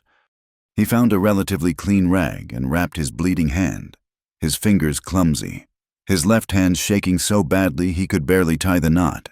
The whiskey still fogged his vision, but the adrenaline was a cold, clarifying fire. He burst into the barn. The horses nickered, startled by his sudden, violent energy. "Daisy!" he growled. Saddling the roan mare was an agony. His right hand was a club, sending spears of pain up his arm with every movement. His left hand trembled, fumbling the buckles. He cursed, the words torn from his throat, his breath pluming in the cold morning air. He did not bother with a coat. He did not bother with food. He swung himself into the saddle and dug his heels into the mare's flanks. The horse leaped forward, sensing his desperation. He rode. He was not a man. He was a raw nerve, a single, burning purpose. Find her. He did not know what he would say. "I am sorry" was a useless, hollow sound. "Come back" was a selfish demand. He just knew, with a certainty that vibrated in his bones, that he could not let her disappear into the world believing he was the thing that had finally broken her. The tracks were easy to follow at first. The small, hurried boot prints in the thick, black mud of the thaw. They led from his land, down the game trail, and toward the main freight road that led to Junction Creek. He rode Daisy hard. His eyes fixed on the ground. He saw where she had slipped, where she had stumbled. He imagined her, alone, cold, terrified of him, and his self-loathing was a physical weight, heavier than the winter. As he neared the road, the tracks became harder to distinguish. The thaw had turned the main thoroughfare into a wide river of mud, churned by the recent passage of a heavy supply wagon. Her small, desperate footprints were swallowed, obliterated by the deep ruts and the hoofprints of draft teams. She was gone. He spurred the mare on, faster, his gaze now scanning the road ahead. He rode the 5 miles to Junction Creek in a frantic haze. The small town was just waking up. Smoke curled from the chimneys of the mercantile, the smithy, and the sheriff's office. He pulled Daisy to a halt in the center of the street, the horse's flanks heaving. He looked like a madman, hatless, coatless, his shirt smeared with the blood from his hand, his eyes wild. The blacksmith, a broad man named Silas, paused, his hammer in midair. "Holt, you all right?" Daniel ignored him. His eyes swept the street. The hotel? The livery? Where would she go? Then the fear truly hit. The bounty, the trapper, Jedediah, the $50. She had not run from him. She had run into a trap. He swung down from the horse, his legs unsteady, and tied the reins to the hitching post with his one good trembling hand. He stormed toward the one place a bounty would be settled, the sheriff's office. He was ready to tear the door from its hinges. He was ready to fight. He was ready to pull her out of that building and take on the entire town if he had to. Clara had woken in the dark, in the straw. Daniel was asleep beside her, a heavy, drunken, broken sleep. He was muttering, his face, even in slumber, etched with a pain so deep it looked ancient. She had not run from his kiss. She had not run from his passion. She had stared at him in the pale moonlight, this man who had held her, and she had felt a profound, terrible clarity. He had confessed his darkest secret, a secret he had carried alone for 3 years, a secret that was killing him, and he had confessed it to her. She had brought this on him, her presence, her fear, her need. It had been a constant pressure, and last night, it finally shattered, and she saw the future. She saw herself, hiding in his barn, in his cabin. She saw the trappers, the bounty men, sniffing around. She saw the whispers. She saw the danger she was putting him in. $50 was a fortune. Men would kill for it. They would kill him for it, if he stood in their way. He had saved her from the storm. He had saved her from the fever. Now, she had to save him from herself. If she ran forever, Daniel Holt would never be free. He would be the hermit on the ridge, the man who harbored a runaway, a man always looking over his shoulder. He would be trapped by her, just as he was trapped by the ghosts of his wife and child. She had to stop running. The night in the straw had not been a surrender. It had been a forging. It had burned away her fear and left something hard and clear and resolute. She could not use this broken man as a shield. She had to face her own monsters. She had to face her uncle and Josiah Stone. She had slipped from the loft, quiet as a shadow. She found her old, plain dress, the first one she had worn. She folded the blue calico, the dress she had danced in, the dress she had been kissed in, and laid it on the cot. She took the small, carved bear, held it to her cheek for one brief, aching moment, and set it on top of the dress. She took nothing that was his. She left, wearing Sarah's dress, but she left her own past. The walk to Junction Creek was a blur of mud and misery, but her steps were certain. She did not look back. She walked into the sheriff's office at dawn. The room was warm, smelling of stale coffee and cigar smoke. A man looked up from a desk covered in papers. He was older, with a gray mustache and tired, intelligent eyes. A tin star was pinned to his vest. "Mister," he said, setting down his pen. "You're early and a mess." He thought she was a boy, in her muddy dress and tangled hair. "My name is Clara Jensen," she said, her voice clear, though her body was trembling with cold and exhaustion. "I am the niece of Preacher Jensen. From Cheyenne.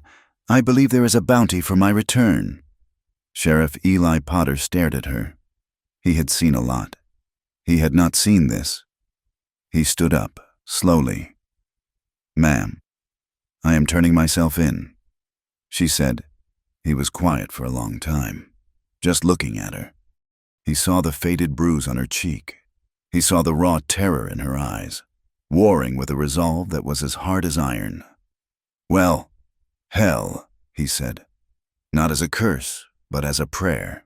He gestured to the pot-bellied stove. Get warm. Coffee?" "Thank you." He poured her a cup. His hand was steady. "You know, Missy, I've seen men run from my cells. You're the first to run to them. You mind telling me why?"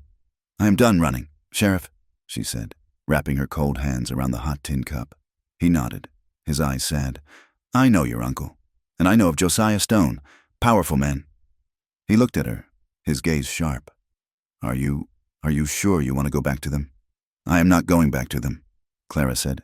"I am going back to face them. There is a difference." Sheriff Potter rubbed his jaw. "Maybe so, but the bounty is legal. Your uncle filed it, and Stone, he's got a marriage paper. He filed it with the circuit judge. On paper, you are his wife, his property. I am not his property." "Tell that to the judge," he sighed. "I can't just let you go. The bounty hunters, they're not gentle. If they find you out here and I cannot, in good conscience, send you back to Cheyenne in irons. Not like this." He looked at the 2 cells at the back of the office. They were clean, empty. "For your own protection. Miss Jensen." he said, his voice heavy with an apology. "I'm going to have to lock you up. You'll be safe here, until we can figure out what's next." Clara nodded. "I understand." He led her to the cell, the door clanging shut with a heavy, final sound. She sat on the cold metal cot for the first time in her life. A locked door made her feel safe. Daniel threw the office door open so hard it slammed against the wall, rattling the glass. "Potter!" he roared. Sheriff Potter jumped to his feet, his hand dropping to his holstered pistol. "Halt! What in God's name?" Daniel stormed in, his eyes wild, his bloody hand fisted at his side. He saw her. She was in the cell, his worst fear. His blood ran cold. He had been too late. The sheriff had caught her. "You let her go," Daniel growled, advancing on the desk. "You let her go. Eli, now, that bounty ain't right. She's not chattel." "Daniel, stop!" Clara was on her feet, her hands gripping the bars. "Daniel, listen to me. He did not catch me." Daniel stopped. He stared at her, his chest heaving, his mind unable to process her words. "What?" "He did not catch me. Daniel, I came here on my own." The rage drained out of him, replaced by a profound, agonizing confusion. He looked from her face to the sheriff's. "She turned herself in." "Halt," Potter said, his hand still on his gun. "Not an hour ago.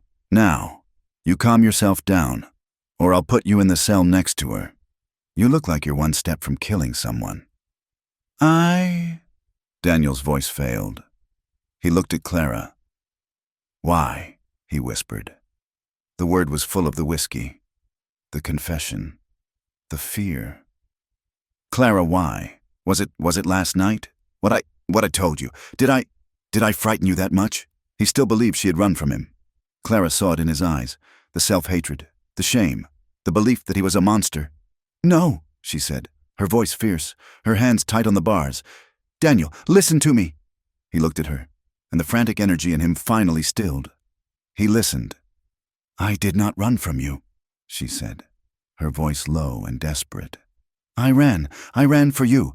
I ran because I cannot let you be hunted. I cannot let them come to your land, waving their bounty. I cannot be the ghost that haunts you, too." He stared at her. "Clara, you have your own," she said, her voice softening, her eyes full of the memory of his confession. "You do not need mine. I have to face them.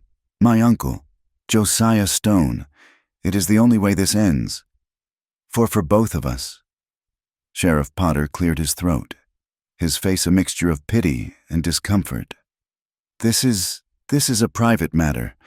I'm going to go check the telegraph wire, see if there's any word from Cheyenne." He grabbed his hat. "Daniel, you sit. Do not make me come back here and use my gun. Just sit." The sheriff walked out, closing the door softly behind him. They were alone. Daniel pulled a stool over and sat, heavily, just feet from her cell.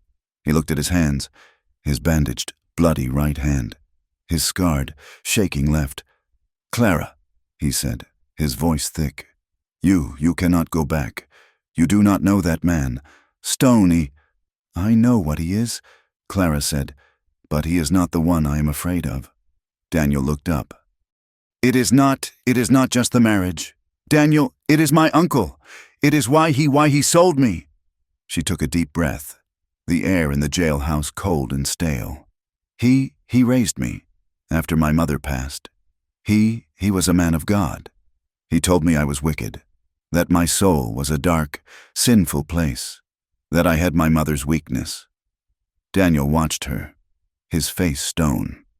When I was a girl, 12, 13, he would come to my room, at night, to pray for me. He said his prayers were special.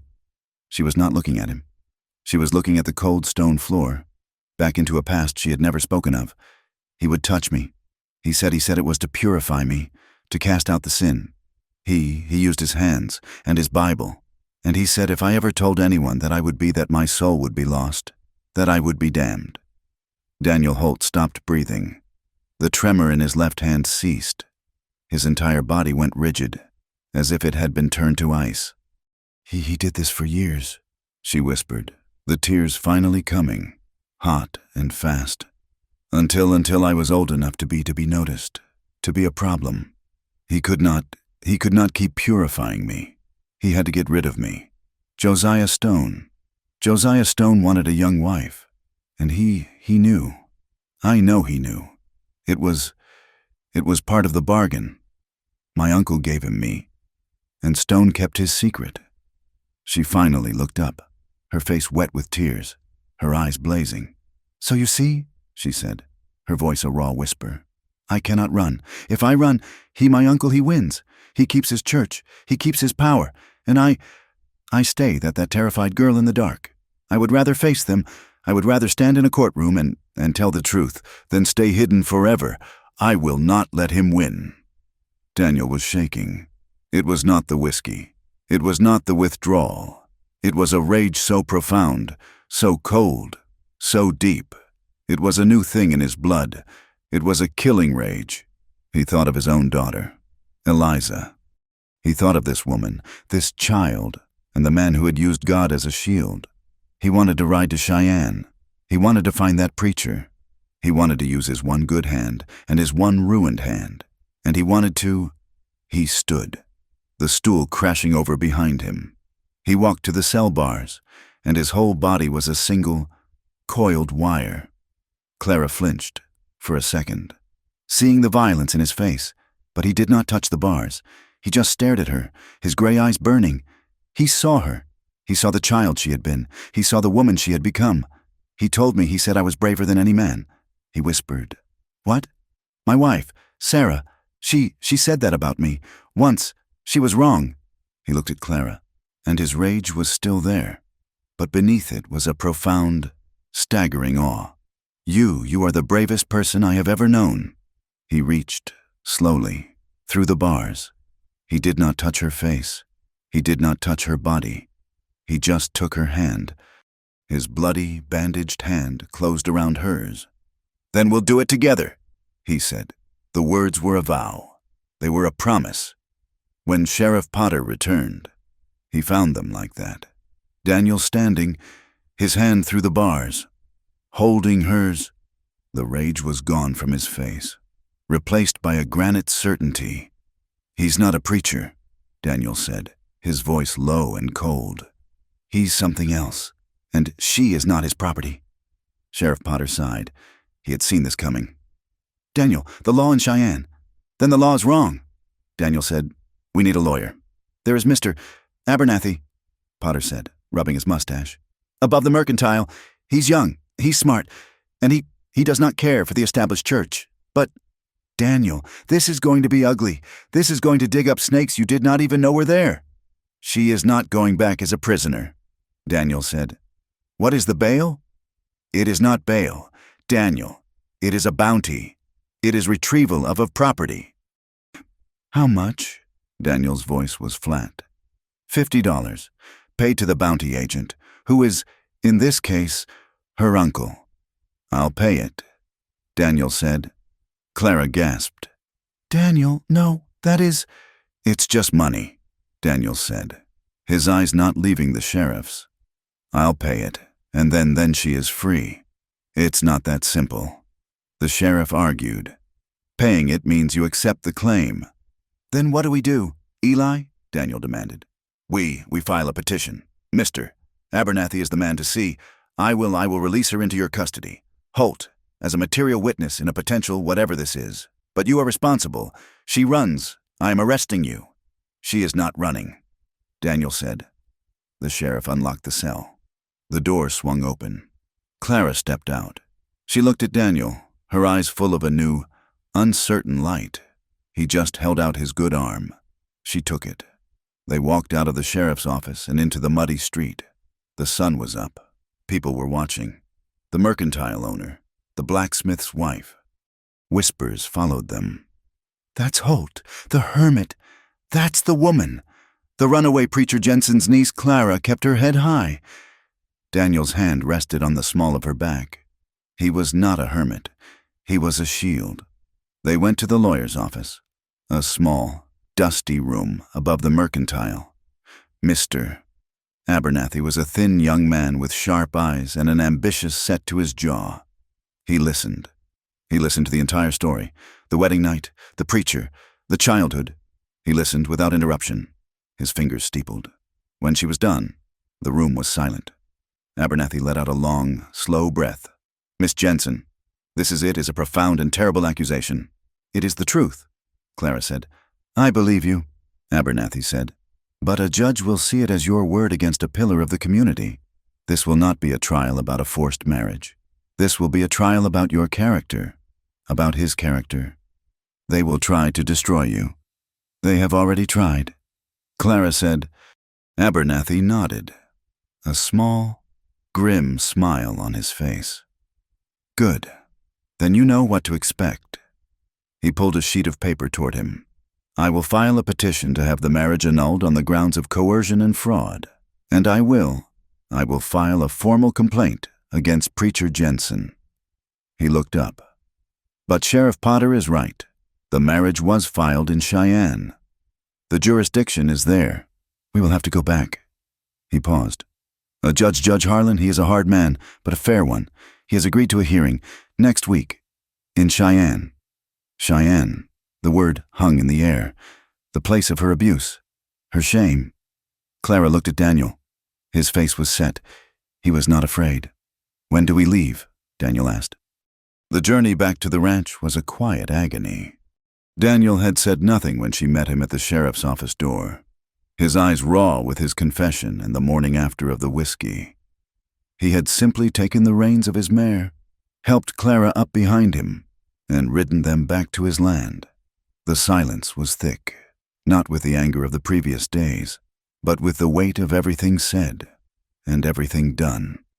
When they reached the cabin, the cold ashes in the stove were a monument to her flight. The blue calico dress was still folded on the cot, the small wooden bear sitting atop it like a silent accusation. Clara stood in the doorway, her hands twisted together. "Daniel," he walked past her, his face grim. He went to the water basin, pumped fresh water, and plunged his bandaged, bloody hand into the cold tin. He winced, his entire body going rigid. That was from the axe," he said, his voice a low rasp. She saw her duty. She saw the new, fragile ground they stood on. This was not the master of the cabin and the runaway. This was just them. "Sit," she said, her voice quiet, but firm. He looked at her, surprised. "Sit," she repeated. I will clean it. It will fester." He obeyed. He sat at the small table, his back to her, and laid his ruined hand on the wood. She went to the trunk, Sarah's trunk. She found clean cotton strips, meant for mending. She found the bottle of carbolic he kept for the horses. She returned to him, gently. She unwrapped the bloody, stiff rag. The sight of his hand made her stomach clench. The blisters had been torn away, leaving a raw, weeping mass of flesh, embedded with splinters and black dirt. This will hurt," she whispered. "It hurts already," he said, staring at the wall. She began to clean it.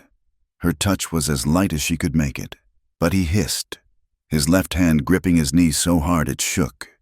She worked diligently, picking out the splinters with a small pair of tweezers, washing the wounds with the stinging carbolic, her own hands trembling. He did not pull away. He sat, unmoving, his shoulders set, and let her tend to him. It was the most intimate thing they had ever done. It was an act of pure, agonizing care.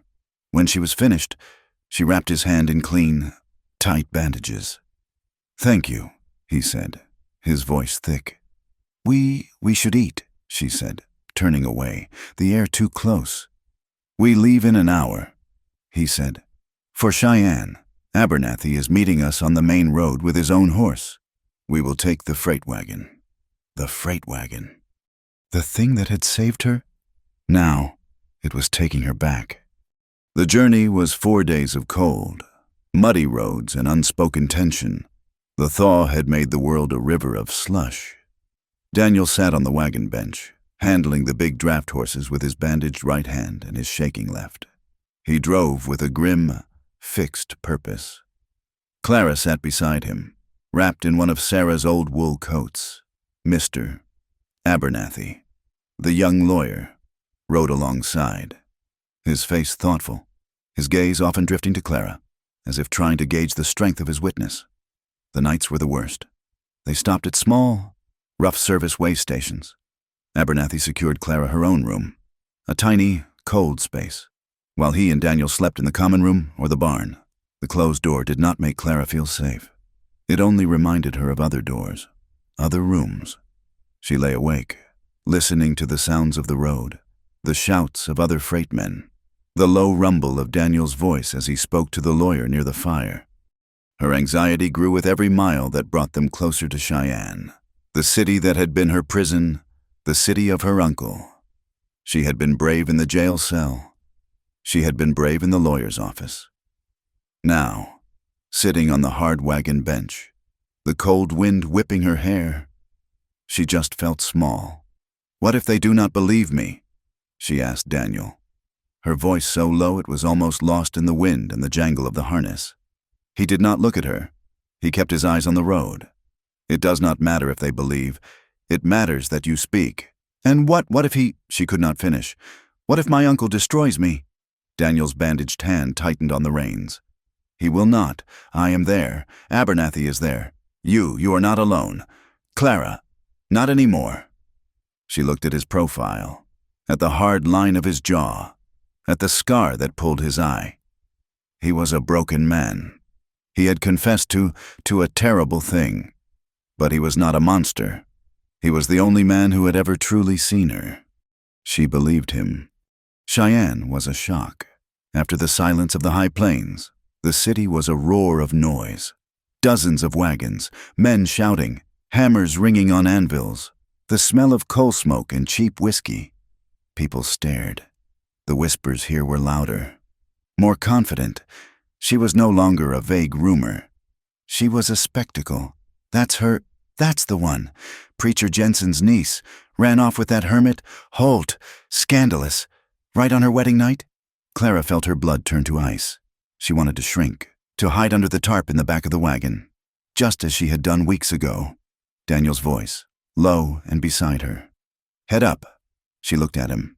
"Head up," he repeated. "Look them in the eye. You have done nothing to be ashamed of." She took a breath, straightened her back, and looked straight ahead. Abernathy led them to a small, clean hotel, away from the main saloons. He booked 3 rooms. The hearing was for the next morning. That night, Clara did not sleep. She sat on the small, hard bed, in her borrowed dress, and she prayed. Not to her uncle's God, the God of vengeance and punishment. She prayed to something older, something she felt in the wind, in Daniel's quiet strength. She prayed for courage. The courthouse was a new, imposing brick building, the largest in the square. It was meant to represent order and justice. To Clara, it looked like a prison. A crowd had gathered on the steps. The whispers had become a low, hostile murmur. They were not here for justice. They were here for the show. As they mounted the first step, Abernathy on her left, Daniel on her right. A voice cut through the noise. "Clara!" She froze. It was him. Preacher Alistair Jensen stood at the top of the steps, flanked by 2 of his church deacons. He was dressed in his black Sunday suit, his silver hair combed back, his face a mask of sorrowful, righteous anger. Beside him, looking sullen and furious, was Josiah Stone. "My child," the preacher boomed, for the crowd to hear, "you have been led astray. This sinner," he pointed a long, damning finger at Daniel, "has poisoned your mind." He started down the steps, his arms outstretched. "Come home, Clara. Come back to the Lord. All will be forgiven." He reached for her arm, his fingers grasping the thin wool of her sleeve. It was a gesture of possession. He was taking her back. Clara flinched, a small, terrified sound escaping her. Daniel moved. He did not shout. He did not shove. He simply stepped between them, his body a solid wall. His bandaged right hand, and his shaking left, came up and settled on the preacher's chest. "Do not," Daniel said. His voice was not loud, but it was so cold, so full of a lethal calm, that the crowd around them went silent. You will not stop me from saving my own kin," the preacher sputtered, his face turning red. He tried to push past. Daniel's hands gripped the preacher's suit. He did not shove him. He just held him. "Touch her again," Daniel growled, his voice a low vibration of pure, controlled rage. "And I will break your arm, right here, in front of God, and all these good people. You will never touch her again." The threat was so raw, so immediate, that the preacher's eyes went wide with shock. He was a man of words. He was not a man of violence. He looked at Daniel's face, at the dead gray eyes, and he saw a man who had nothing left to lose. He saw a man who meant it. Josiah Stone, seeing the violence, took a step back, his own bravado failing. "Daniel," Clara said, her voice shaking but clear. She put her hand on his back. "Let him go. It is not his fight to win." Daniel held the preacher's gaze for one more terrible second, then released his grip, shoving him back a single step. "The court will hear us," Clara said, loud enough for those nearby to hear. She looked at her uncle, not with fear, but with a cold, clear anger. "The court will hear the truth." She turned, took Daniel's arm, and with Abernathy leading, they walked past the stunned preacher and into the courthouse. The courtroom was packed. Every bench was full. The air was hot and smelled of unwashed bodies, wet wool, and stale tobacco. They sat at a small table. Across the aisle sat Josiah Stone and his lawyer. Preacher Jensen sat in the front row, his face a mask of piety, whispering to those around him. "All rise," the bailiff called. Judge Harlan entered. He was an old man, with a face like carved granite and eyes that missed nothing. He looked at the packed room, at the participants, and his expression was one of deep annoyance. Abernathy presented his petition, his voice clear and academic, citing the laws of coercion. Stone's lawyer countered, his voice booming. "Your Honor, this is simple. A marriage contract was signed. Witnesses were present. The bride misses. Stone simply had a change of heart. This is a waste of the court's time." The judge looked at Clara. "A change of heart.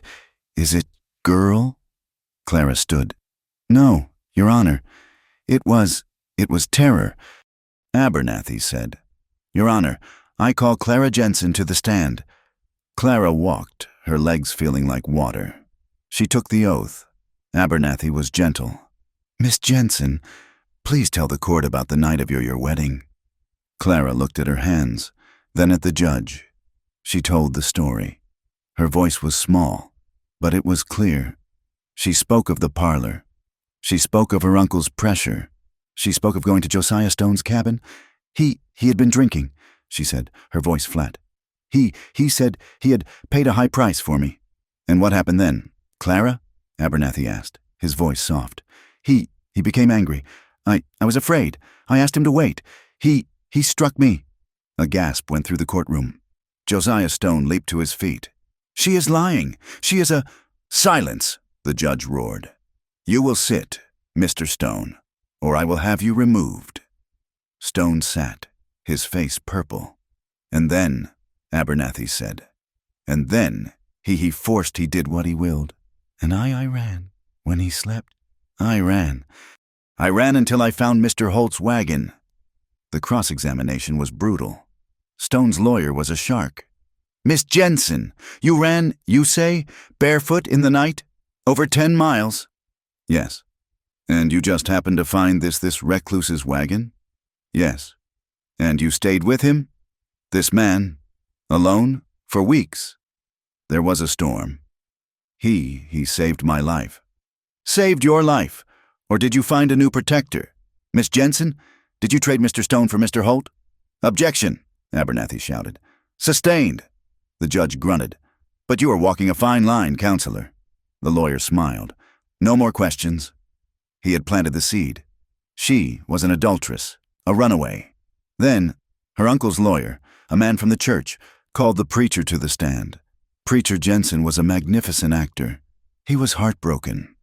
"My niece," he said, his voice thick with false tears, has always been fragile, like her mother before her, prone to dark fancies, to sin.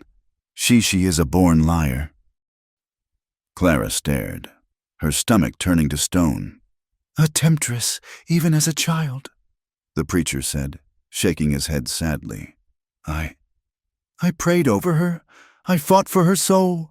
I tried to purify her, but the wickedness in her was too strong. This story about Mr. Stone, it is a fantasy, a wicked, vengeful lie to cover her own sin with this Holt. He had done it. He had called her a temptress, a liar. He had used her own truth against her. The courtroom murmured.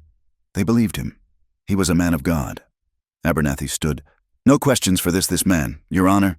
The preacher stepped down, a small, triumphant smile on his lips. He had won. The defense calls Daniel Holt, Abernathy said. Daniel stood. He was a stark contrast to the preacher. He was wearing his old freight coat. His boots were muddy. His right hand was wrapped in the clean, white bandages Clara had applied. His left hand, as he walked to the stand, was shaking. He looked broken. He looked, Clara thought, like a guilty man. Stone's lawyer laughed, a short, sharp bark. Daniel took the oath. His voice was low. Abernathy, Mr. Holt, please tell the court, in your own words, how you found Miss Jensen. Daniel looked at the judge, not at the crowd, not at the preacher. I found her at dawn, he said, his voice rough. In my freight wagon, curled under a tarp. She was barefoot. Her feet were cut. She had a bruise on her cheek. She was half frozen, and she was terrified. His words were simple. They were facts. They landed like stones. And you took her in? I let her stay in my barn. A storm came. She took a fever. I took her to my cabin. I fed her. I kept her safe. Objection, Stone's lawyer called. He is not her doctor. He is her paramour. Sit down, the judge snapped. He looked at Daniel. Go on, Mr. Holt. That is all, Abernathy said. Your witness.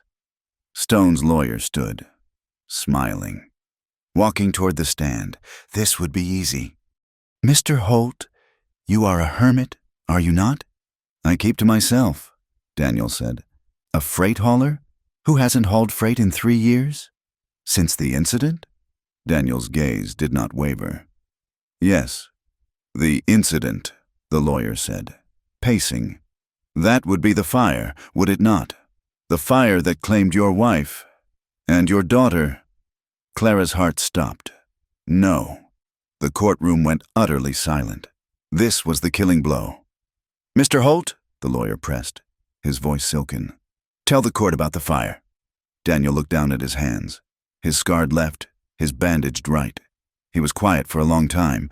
When he looked up, he looked past the lawyer, past the preacher. He looked at Judge Harlan. It was 3 years ago, Daniel said, his voice thick but steady. Thieves were in my barn, trying to take my horses. He took a ragged breath. I was an angry man, a proud man. I did not go for the sheriff. I went to scare them. I grabbed a torch. The courtroom held its breath. I lit the match, Daniel said. A collective gasp.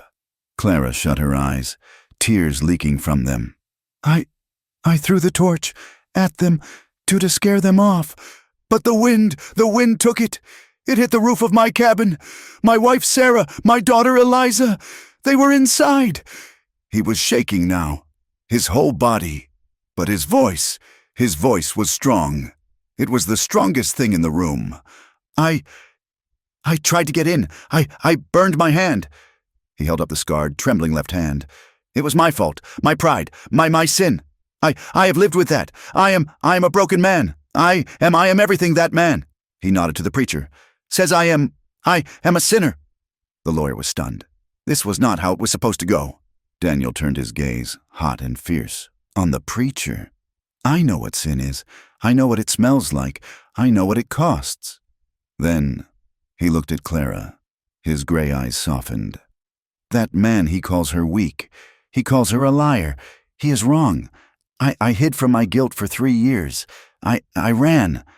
I hid in a barn and a bottle. She did not. She faced him. She walked here to face all of you, because it was the right thing to do." He looked back at the judge, his eyes clear. She is braver than any man I have ever known. That is the truth." He was done. The silence in the courtroom was absolute. It was not a legal silence. It was a human one. The preacher's smooth, practiced accusations felt like thin, brittle glass next to Daniel's raw, devastating ironclad confession. Judge Harlan stared at Daniel. He stared at the preacher. He looked at Clara, who was weeping silently. He slammed his gavel. "This court," he said, his voice rough. "This court has heard enough. It is the judgment of this court that the marriage contract between Josiah Stone and Clara Jensen is a fraud. It was entered into under profound coercion, duress, and depravity. It is hereby declared null and void. Miss Jensen is a free woman." Josiah Stone roared. "This is an outrage." "I will appeal. You will be silent," the judge bellowed, "or I will have you jailed for contempt." He turned his granite gaze on the preacher, who had gone pale. "And based on the testimony given by Miss Jensen and corroborated by the character of the men who have spoken today, this court finds sufficient cause to charge Alastair Jensen with the criminal abuse and exploitation of his ward. Sheriff, take that man into custody." The courtroom exploded. It was not simple. Some people cheered. Some, who had long suspected the preacher's piety, shouted, "Amen." But his flock, his deacons, they were on their feet, shouting, "Lies! Blasphemy! He is a man of God." 2 deputies moved toward the preacher, who was sputtering, his face a mask of disbelief. In the chaos, in the roar, Daniel stepped down from the stand. He walked to Clara's table. She stood. She was shaking so hard she could barely stand. He did not say a word. He just held out his bandaged, clean right hand. She took it. He held on tight. He did not look left. He did not look right. He just looked at the door. He began to walk. He pulled her with him, and she held on. And they walked, heads high, through the screaming, surging crowd. They walked past the deputies arresting her uncle. They walked past the furious, defeated face of Josiah Stone. They walked out of the courtroom, into the hall, and out the big front doors, into the cold, clean, quiet air. They made it to the freight wagon, which was hitched where he had left it.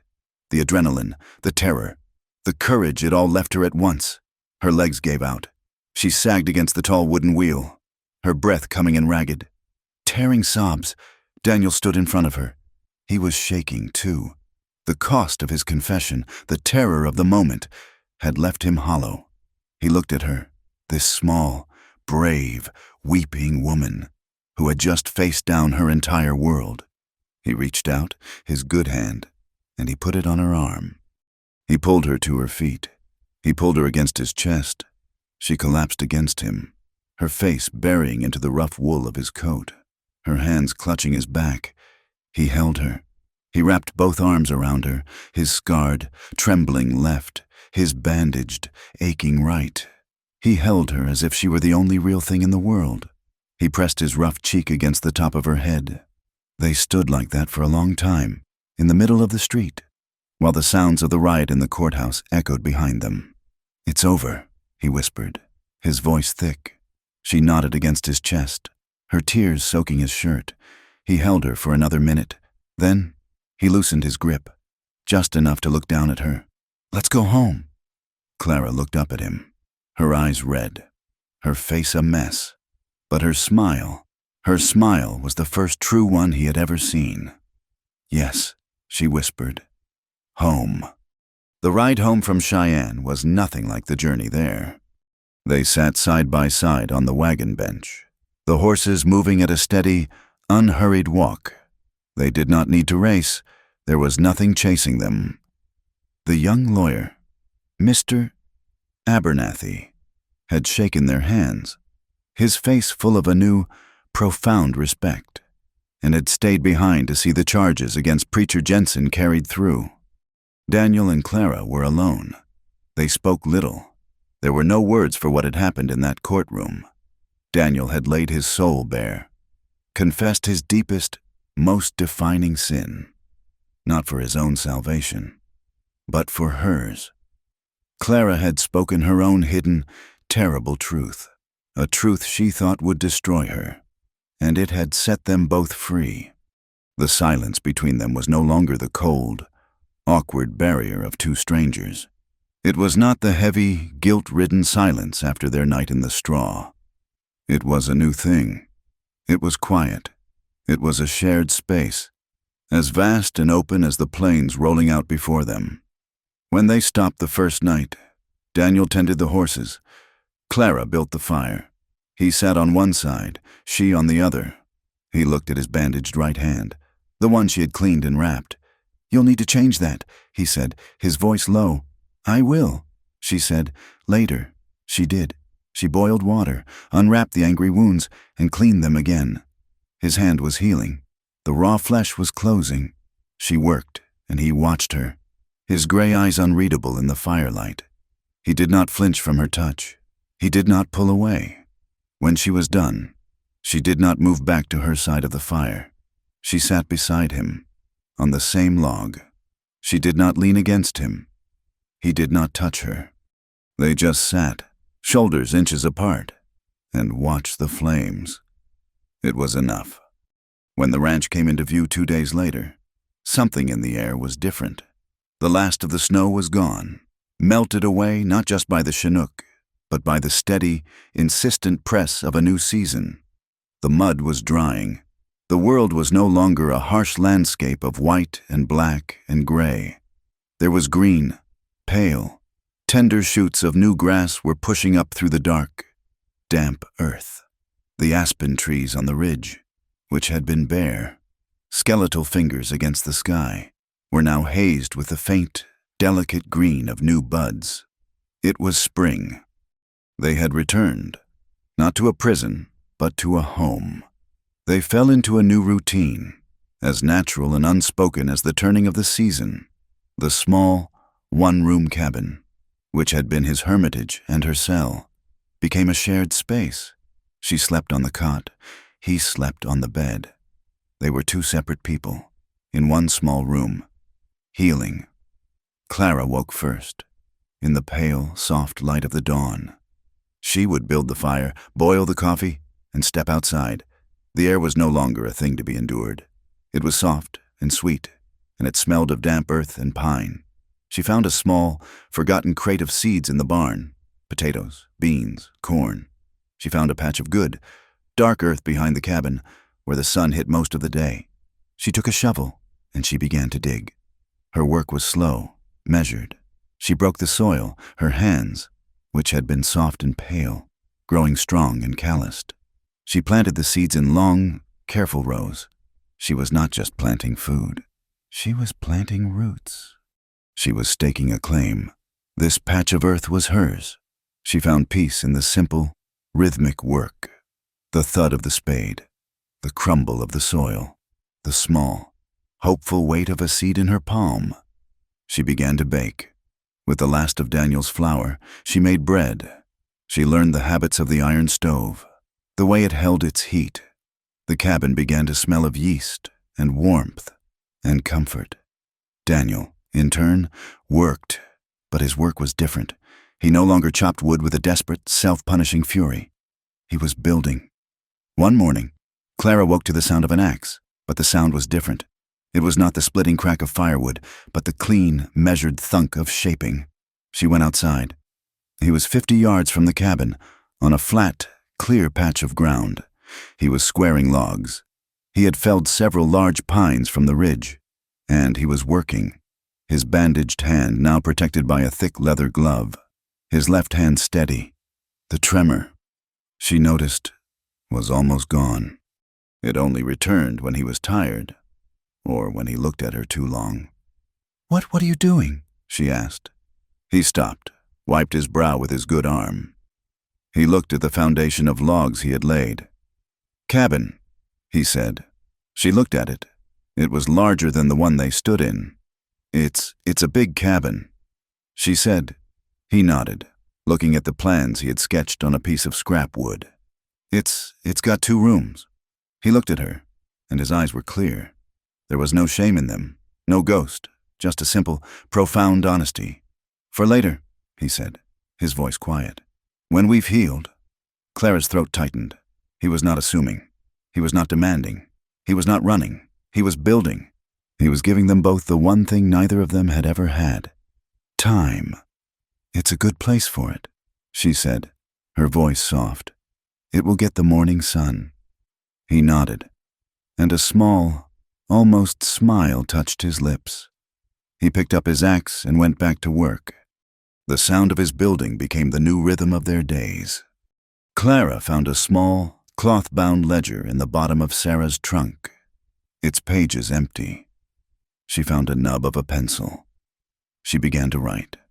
She sat at the small table, and in the quiet of the afternoons, while the smell of baking bread filled the room and the sound of Daniel's hammering echoed from outside, she wrote her story. She wrote about her uncle. She wrote about the dark room, and the prayers, and the fear. She wrote about Josiah Stone. She wrote about the flight, the wagon, the cold. She wrote about the barn, and the fever, and the trial. She wrote the things she had been too afraid to even think. The words came out, hard and painful, but as she wrote them down, they lost their power over her. They were no longer ghosts, hiding in the dark. They were just words. On a page. When she was not writing, she sketched. She sketched the roan mare, Daisy. She sketched the new green buds on the aspens. She sketched Daniel's hands as he worked, the scarred one and the bandaged one. She was finding peace in seeing the world as it was, not as she feared it. Weeks passed. The green on the trees deepened. The garden she had planted began to show small, brave shoots. The walls of the new cabin rose, log by log. One night, a warm wind blew from the south. It carried the smell of rain, and something else, something sweet. Clara walked into the fields, the ones that had been buried in snow. They were covered in flowers, small, wild, purple and yellow blooms that carpeted the ground. She stood in the middle of the field, the one that sloped down from the barn, and she let the wind blow her hair back. She was not afraid. That night, the air was warm, too warm for the cabin. A restless energy was in the air. A distant, low rumble of thunder sounded, far over the mountains. It was not the angry, screaming blizzard. It was the promise of a spring storm. Daniel came in from washing at the pump. He looked at her.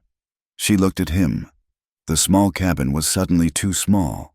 I cannot sleep," she whispered. "Me neither," he said. He picked up a blanket from his bed. He did not say a word. He just walked to the door and held it open. She understood. She followed him. They walked, not to the new cabin, which was just a skeleton of wood, but to the old barn. It was the same, the smell of hay, and horse, and leather. It was their beginning. He climbed the ladder to the loft, and held out his hand, his bandaged hand. The wounds were almost healed, the skin a pale, new pink. She took it, and he helped her up. They sat in the hay, in the dark. The huge barn doors opened to the night. The warm wind rustled the straw. The thunder rumbled. Closer now. "It's where I found you," he said, his voice a low murmur.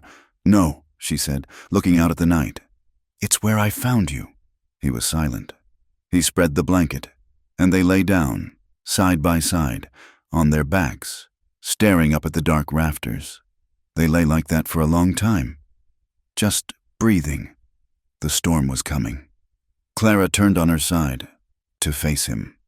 He was a shadow, but she could see the line of his jaw, the scar on his temple. She reached out, her hand trembling, just a little. She touched his face. She traced the long, pale scar that ran from his temple to his eye. He did not flinch. He did not pull away. He closed his eyes, his breath shuddering, and let her touch him. Then she took his left hand, the one that still shook, the one that was ruined, the one that was a monument to his sin. She brought it to her mouth, and she pressed her lips to the scarred, twisted knuckles, a simple, profound kiss of acceptance. He made a sound, a low groan, and his hand turned, his fingers gripping hers. Then she took his other hand, the one he had torn apart in his rage, the one she had healed. She kissed the new, pink skin on his palm. He was shaking. "Clara," he whispered, his voice thick. "I'm not afraid anymore," she whispered back, her lips still against his hand. "Not of the dark, not of my uncle, not of you, not of anything." She looked at him, her eyes finding his in the dark. I feel safe. This all feels like a dream. I just want to stay in this dream a little longer." He was quiet. The shadow of him moved. He propped himself up on one elbow, looking down at her. A low roll of thunder shook the barn, and in the brief, flickering flash of lightning that followed, she saw his face. He was smiling. It was not the ghost of a smile she'd seen before. It was a real, true, slow-breaking smile that reached his gray eyes, and it transformed him. It erased the hermit, the ghost, the killer. He was just Daniel. "Then don't wake up yet," he said. He leaned down, and he kissed her. It was not the desperate, whiskey-fueled kiss of that other night. It was not the brief, hesitant question she had offered. It was slow. It was deep. It was sure. It was the kiss of a man who was no longer running, and a woman who was no longer afraid. It was a promise. As the thunder rolled over them, and the first soft drops of rain began to patter on the roof, they held each other close in the straw, and they did not wake up. A week later, the new cabin was finished. It had a roof, it had a door, it had 2 rooms. Daniel was inside, building the simple furniture, a table, 2 chairs, a bed frame. Clara walked from the old cabin, carrying a small box. In it was the ledger, her pencil, the silver-backed brush, and one other thing. She had found it, clutched in her hand. The morning Daniel had pulled back the tarp, a small, crumpled, torn piece of lace. It was all that was left of her wedding veil, a thing she had ripped from her hair as she had fled Josiah Stone's cabin. She had kept it, this small, ugly symbol, hidden at the bottom of Sarah's trunk, a secret reminder of her shame. She did not need it anymore. She walked to the barn. The big doors were open, as they always were now. She stopped. On the side of the door was a single iron nail. She took the small, torn scrap of lace. She looked at it, this last piece of her old life. Then she hung it on the nail, leaving it outside, in the sun, for the wind and the rain to take, a symbol of the past, buried. She turned, leaving it behind. She walked into the barn. It was not the new cabin, it was the barn, their place. Daniel had built a fire in the old metal drum, a small, cheerful flame to cut the morning chill. He was sitting on an upturned bucket, waiting. He looked up as she entered. He did not speak. He just held out his hand, his scarred hand. Clara walked toward the fire, toward the man, and she took it. Thank you for listening, and please comment where you are listening from to connect with others. Subscribe to the From Wild West channel and share your thoughts.